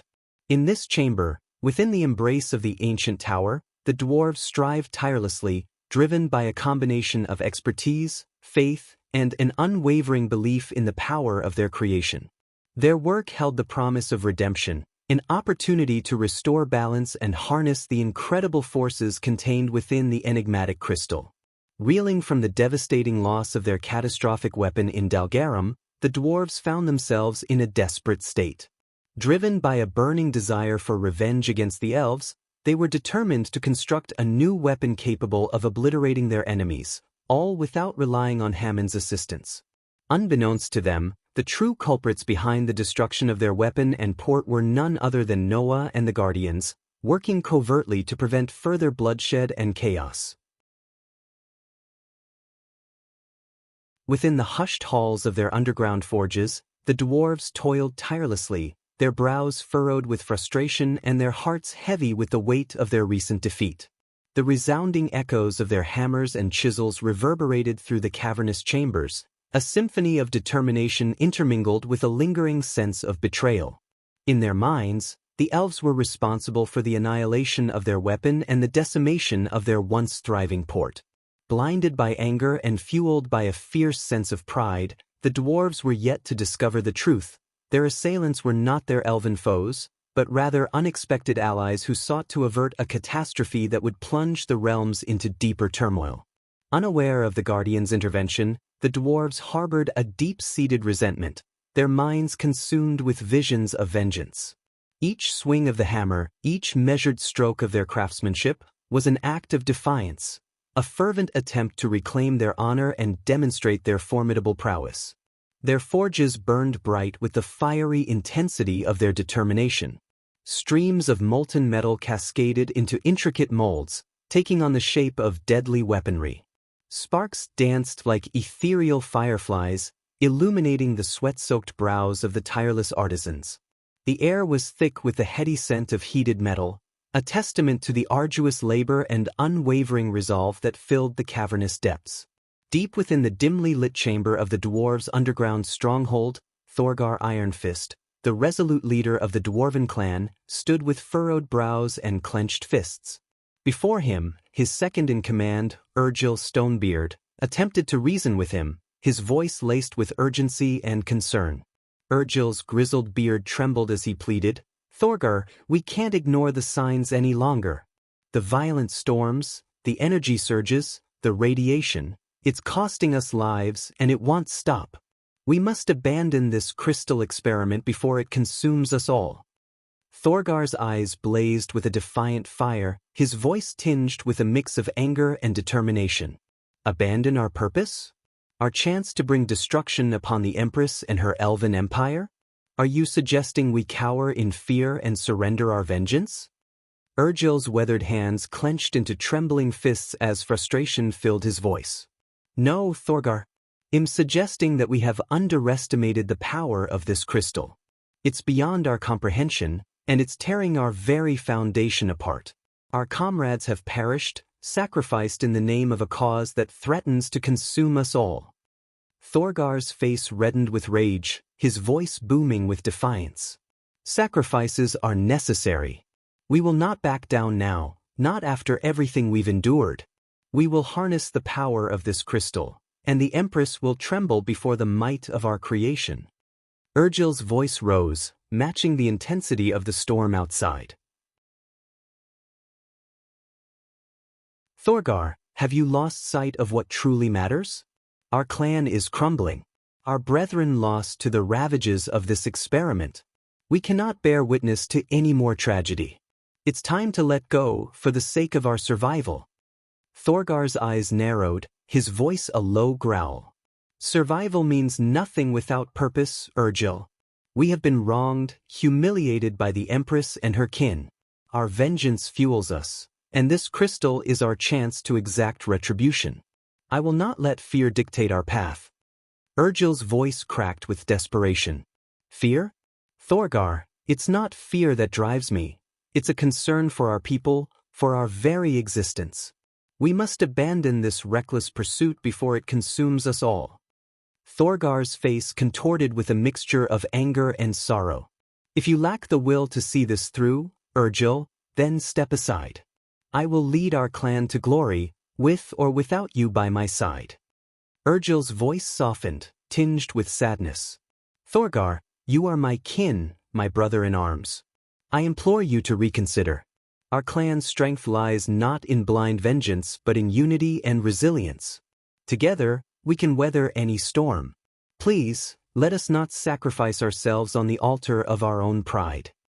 As the dwarves stumbled upon the crystal in the depths of the island, a foreboding mist enshrouded the entire land, casting an eerie darkness upon their surroundings. The black mist seemed to pulsate with a malevolent energy, whispering secrets and tempting them with unknown power. The crystal itself exuded an otherworldly aura, its surface crackling with sinister energy. Its deep, ominous glow seemed to penetrate the hearts of those who gazed upon it, filling them with a sense of unease and trepidation. It was a force far beyond the dwarves' understanding, a forbidden knowledge that tugged at their curiosity while simultaneously instilling a profound sense of dread. In the stillness of the night, some of the dwarves claimed to have heard a haunting voice, soft and ethereal, drifting through the shadows. It was the voice of a lady, sweet yet sorrowful, beseeching them to break the crystal and release themselves from its grip. Her words echoed in their minds, an echo of warning amidst the turmoil that surrounded them. But the allure of power and revenge held the majority of the dwarves captive, blinding them to the sinister nature of their experiment. They dismissed the voice as a mere figment of their imagination, believing that their triumph over the elves would overshadow any cost incurred. However, as time wore on and the storms grew more violent, doubts began to gnaw at the hearts of some of the dwarves. Whispers of the lattice voice lingered in their thoughts, and the weight of their comrades' lives lost to the crystal's radiation haunted their dreams. A lingering sense of evil permeated the very air they breathed, and the once defiant resolve started to crumble.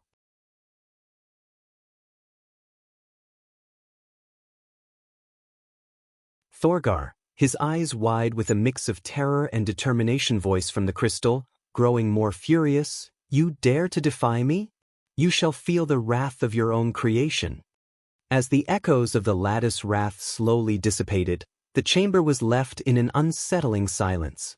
Urgil and Thorgar, once at odds, now shared a common understanding, a glimpse into the profound darkness that resided within the crystal. The path ahead seemed more perilous than ever before, and the weight of their choices hung heavy in the air, lingering as a reminder of the treacherous path they had chosen to tread. "Thorgar, we must press on. We cannot let fear sway us from our purpose. We will control this power, and the Empress will pay for what she has done." Urgil said, his voice trembling. "Can't you see, Urgil? The crystal is consuming us, corrupting our very souls. We must break free before it's too late." Thorgar's voice was filled with desperation. "Break me, and unleash a power you cannot fathom."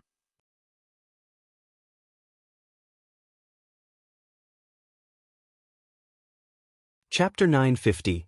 Eve Voldegard's Wrath. As the resonating voice of the devilish lady echoed through the chamber, Urgil and Thorgar stood frozen in shock. Their faces turned pale, mirroring the fear that coursed through their veins. However, their astonishment quickly transformed into sheer terror as the entire tower quaked violently, rattling the very core of their being.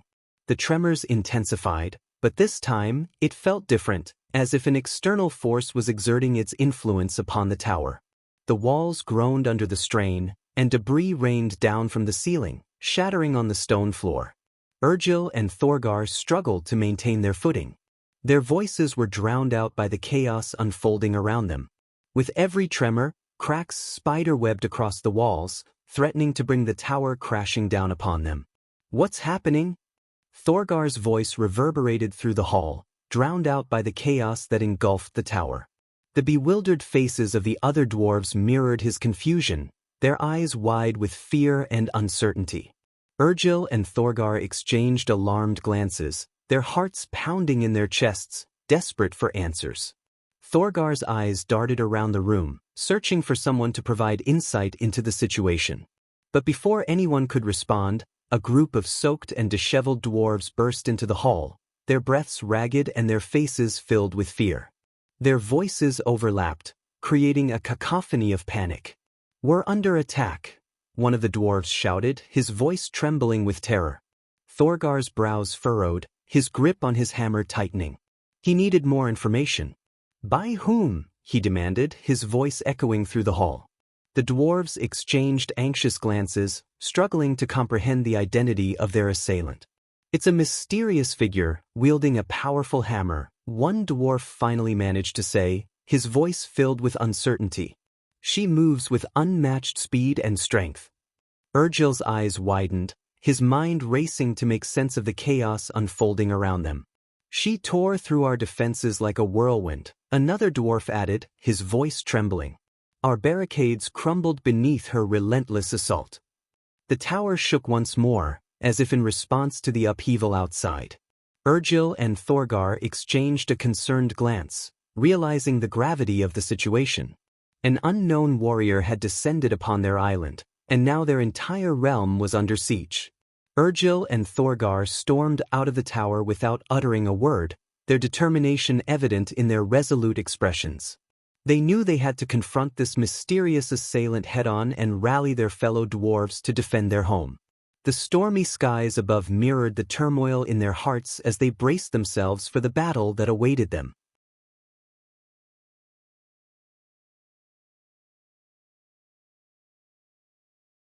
Similarly, the fireballs launched from the trebuchets arced through the air, trailing flames in their wake. Eve's keen eyes tracked their path, calculating their speed and angle. With a mighty swing of her hammer, she unleashed a concussive blast, sending shockwaves rippling through the air. The force disrupted the fireball's path, causing them to disintegrate into mere embers before they could reach their intended destination. The sight was awe-inspiring as Eve stood amidst the chaos, her hammer a blur of motion. Each swing sent ripples of energy through the air, creating a protective barrier around her. The intense heat and destructive force of the cannonballs and fireballs were absorbed by the swirling energy, leaving Eve unscathed. With each successful deflection, Eve's determination grew. She was unyielding in her pursuit to dismantle the barrier and claim victory for her cause. The sound of metal meeting metal echoed across the battlefield, a testament to the indomitable spirit and strength of the half-immortal warrior. Amidst the chaos of battle, the dwarves shouted in a tumultuous mix of anger, fear, and frustration. Their voices reverberated through the stormy air, blending with the thunderous booms of cannons and the crackling of energy barriers. "Fear not, my brethren. We shall not falter in the face of this unknown assailant." Urgil's voice rang out with a mix of apprehension and resolve, cutting through the chaotic air. The dwarves, their hearts pounding with adrenaline, exchanged anxious glances, their voices trembling with fear and confusion. "By the great forges! Who is she? And what brings her to our island?" One dwarf exclaimed, his voice laced with a mix of fear and shock. "Such raw power! It's like nothing I've ever witnessed before. How did she find us? What does she want?" Another dwarf questioned, his voice filled with disbelief and a hint of curiosity. "She's tearing apart our defenses like a vengeful storm. We cannot allow her to breach our walls." A third dwarf shouted, his voice strained with determination, the urgency in his words echoing through the ranks. A sense of injustice and anger swelled among the dwarves as they grappled with the inexplicable assault. This is madness. We've done naught to deserve this wrath. Why does she unleash such fury upon us? A dwarf cried out, his voice tinged with righteous indignation and confusion. Urgil, his mind racing with questions, raised his voice to rally his comrades amidst the chaos. Stand firm, my brethren. We must defend our beloved island and uncover the truth behind this relentless assault. Find out who she is, why she seeks our destruction. Urgil's voice reverberated with urgency and a steadfast determination to protect their home. Thorgar, his gaze fixed upon the tempestuous onslaught from above, unleashed a growl of frustration. Enough with the questions. Our barriers must hold. We will not yield an inch. Ready the cannons, increase the firepower. Thorgar's voice boomed with unwavering resolve, his tone laced with a fierce determination to repel the relentless onslaught. The air crackled with tension as the dwarves, their voices a blend of despair and determination, exchanged words amidst the raging storm. We're doing everything we can, but she defies our every effort. Her power knows no bounds. A dwarf exclaimed, his voice tinged with a mix of awe and desperation. Like an unstoppable tempest, she laughs at our feeble attempts to subdue her. Our weapons seem futile against her might. Another dwarf cried out, his voice filled with disbelief and a tinge of admiration for their mysterious adversary. The sounds of crashing waves and roaring winds intertwined with the echoes of their voices, a symphony of desperation and defiance. Urgil, his voice resolute and filled with unwavering determination, sought to embolden his comrades in the face of overwhelming odds. Our resolve shall not waver. We stand united as warriors of the forge. Fight on, my brethren, for our island, for our honor. Urgil's voice rang out, carrying a mix of defiance and hope, fueling the dwarves' determination to withstand the storm and protect their cherished homeland. In the midst of chaos and uncertainty, their shouts and cries mingled with the relentless onslaught, forging an unbreakable spirit that resonated through the island as the dwarves bravely battled against the unyielding force that raged above them. As Thorgar's eyes blazed with determination, he bellowed a command to the dwarves, his voice cutting through the chaos. Bring forth the mighty siege engines. Unleash our most potent weapons. It's time to show this interloper the might of our dwarven craftsmanship. Thorgar's voice echoed with authority and a burning desire for vengeance. Responding to their leader's call, the dwarves scrambled into action, their movements swift and purposeful. The ground beneath their feet rumbled and quaked as if awoken by their determination. From deep within the island's core, colossal structures emerged, rising like ancient guardians awakened from slumber. These were the fabled dwarven war machines, crafted with meticulous care and imbued with the raw power of the earth itself. One of the contraptions, known as the Etherclaw, a marvel of dwarven engineering, was an imposing aerial platform adorned with an array of rotating cannons and swirling propellers. As it gracefully maneuvered through the stormy sky, its sleek metallic frame glistened with an otherworldly glow. From its cannons, it unleashed a torrent of glowing projectiles known as skyblades, ethereal blades infused with arcane energies that streaked through the air with razor-sharp precision. Guided by intricate mechanisms, the Etherclaw's Skyseeker missiles soared with celestial energy, leaving trails of stardust in their wake. With a pulsating stormcaller at its core, the Etherclaw harnessed the very essence of thunderstorms, releasing concentrated bursts of lightning that arced across the heavens. This awe-inspiring dwarven creation was a symbol of power and ingenuity, an airborne force capable of defending the skies with unrivaled might. Next, the Goliath cannon, a behemoth of metal and steam, emerged from the depths. It stood as tall as a mountain, its barrel gleaming with runes of power. As the dwarves loaded it with specially crafted explosive projectiles, the Goliath cannon emitted a deep rumble, gathering energy within its core. With a thunderous roar, it launched its payload high into the stormy sky, unleashing a cataclysmic explosion that shattered the air and sent shockwaves rippling through the tempest. Completing this formidable defense line, the ironclad ballistae emerged, massive crossbows mounted on sturdy iron frames. These colossal weapons could hurl massive bolts forged with enchanted steel with pinpoint accuracy. As the dwarves took aim, the ironclad ballistae released their projectiles, which pierced the raging storm like deadly arrows, seeking out their target with unerring precision. Together, these legendary dwarven creations symbolized the resilience and ingenuity of their kind. As the newly revealed defenses took their positions, the ground beneath them shook with the weight of their power, and a surge of confidence coursed through the ranks of the dwarves.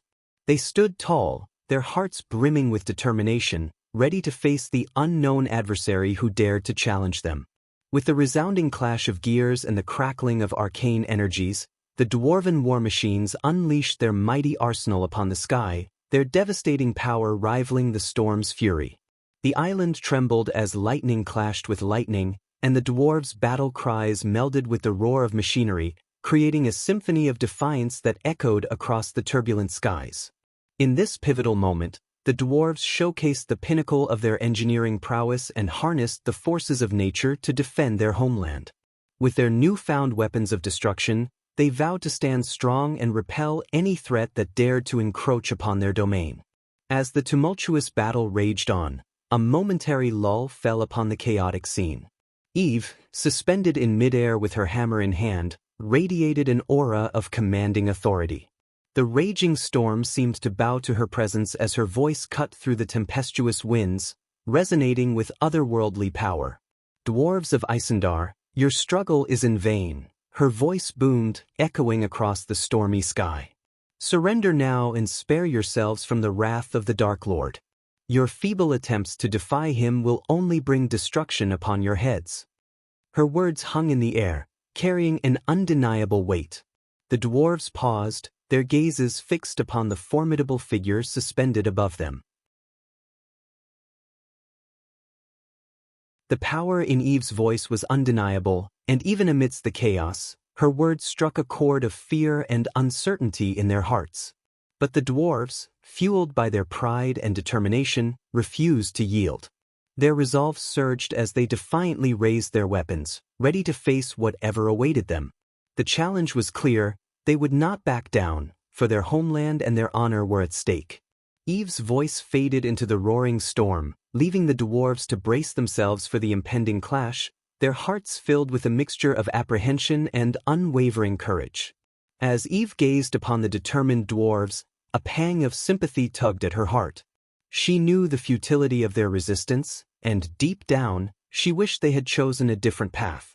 But she also understood their unwavering pride and the dire consequences they would face if they surrendered. With a heavy sigh, Eve cast aside her internal conflict and prepared to fight with all her might. She summoned the primal forces of lightning and storm, channeling their raw energy through her being. Bolts of crackling lightning danced along her fingertips as the atmosphere around her grew charged with electricity. In an awe-inspiring display, Eve unleashed her first spell, Thunder's Fury. With a resounding clap of thunder, the sky split open as jagged bolts of lightning cascaded down from above. The electrifying tempest engulfed the battlefield, striking the ground with ferocious intensity. The very air crackled with electricity, and the dwarves found themselves amidst a storm of devastating power. Undeterred, Eve's next spell, Stormcaller's Wrath, summoned dark clouds that churned ominously above. A vortex of wind and rain spiraled around her, growing in intensity with each passing moment. Then, with a single command, a cyclone of gale-force winds swept across the island, uprooting trees and scattering debris in its wake. Rain poured in torrents, transforming the once calm sea into a tumultuous tempest. The sky became a canvas for Eve's spellcraft as she weaved a tapestry of lightning and storm. Her mastery over these elements knew no bounds as she conjured massive bolts of lightning that streaked across the sky, illuminating the darkened clouds with their dazzling brilliance. Each strike sent shockwaves reverberating through the atmosphere, unleashing a symphony of thunderous booms. The effects of Eve's spells were cataclysmic. The sky crackled with the sheer force of her lightning, and the weather itself became her weapon. The island trembled beneath the onslaught, and the once raging storm seemed to pale in comparison to the tempest she had unleashed. With each spell, Eve's determination grew, fueled by the ferocity of the storm she had summoned. She fought not only for herself but for the dwarves as well, hoping that they would soon realize the futility of their resistance and yield to the overwhelming power she commanded.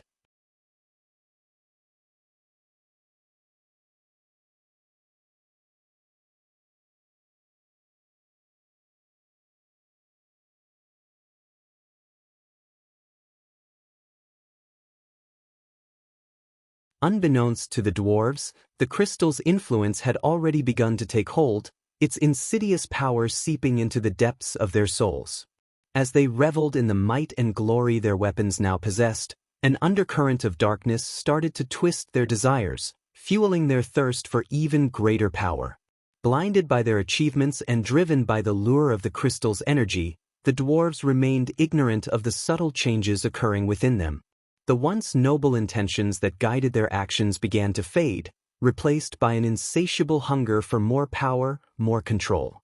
Within the depths of their hearts, a flicker of darkness grew, spreading like a poison. Greed and ambition twisted their thoughts, clouding their judgment and warping their perception of what was right and wrong. The corruption of the crystal had woven its tendrils deep into their very being, whispering promises of unimaginable power and dominance. As the battle raged on, the dwarves became increasingly consumed by their lust for power. Their eyes gleamed with a newfound intensity, their minds fixated on expanding their dominion and claiming ultimate authority. Their unity shattered, replaced by a cutthroat pursuit of individual glory. Urgil, now standing on the precipice of realization, watched with a heavy heart as his comrades succumbed to the corrupting influence of the crystal. He witnessed the gradual erosion of their noble values, their noble cause now tainted by an insidious darkness. In the depths of his soul, Urgil grappled with the understanding that the crystal, once their source of hope, had become a catalyst for their downfall. The power it offered had twisted their ambitions, morphing them into beings consumed by their own desires. Urgil's heart ached for his kin, for the loss of their unity and the tarnishing of their once noble purpose. But the allure of power was difficult to resist, and as the dwarves delved deeper into the darkness, they became blind to the true cost of their actions. Unbeknownst to them, the crystal's corruption seeped further, its hold tightening with every passing moment. As Urgil stood there, torn between his inner turmoil and the allure of power, a faint whisper began to echo in the depths of his mind. At first, it was barely audible, a mere murmur dancing on the edge of his consciousness. But with each passing moment, its voice grew stronger, seeping into the very fibers of his being. "Embrace the power, Urgil," the whisper cooed, its seductive tone sending shivers down his spine. "Let go of your fears and bask in the ecstasy of dominance. The crystal offers limitless potential, a world where your desires become reality." Urgil's brows furrowed, a mixture of confusion and apprehension clouding his features. The whisper continued its relentless persuasion, its words weaving through his thoughts like a web of deceit. "Imagine the glory, Urgil," it whispered, its voice now laced with a hint of malice.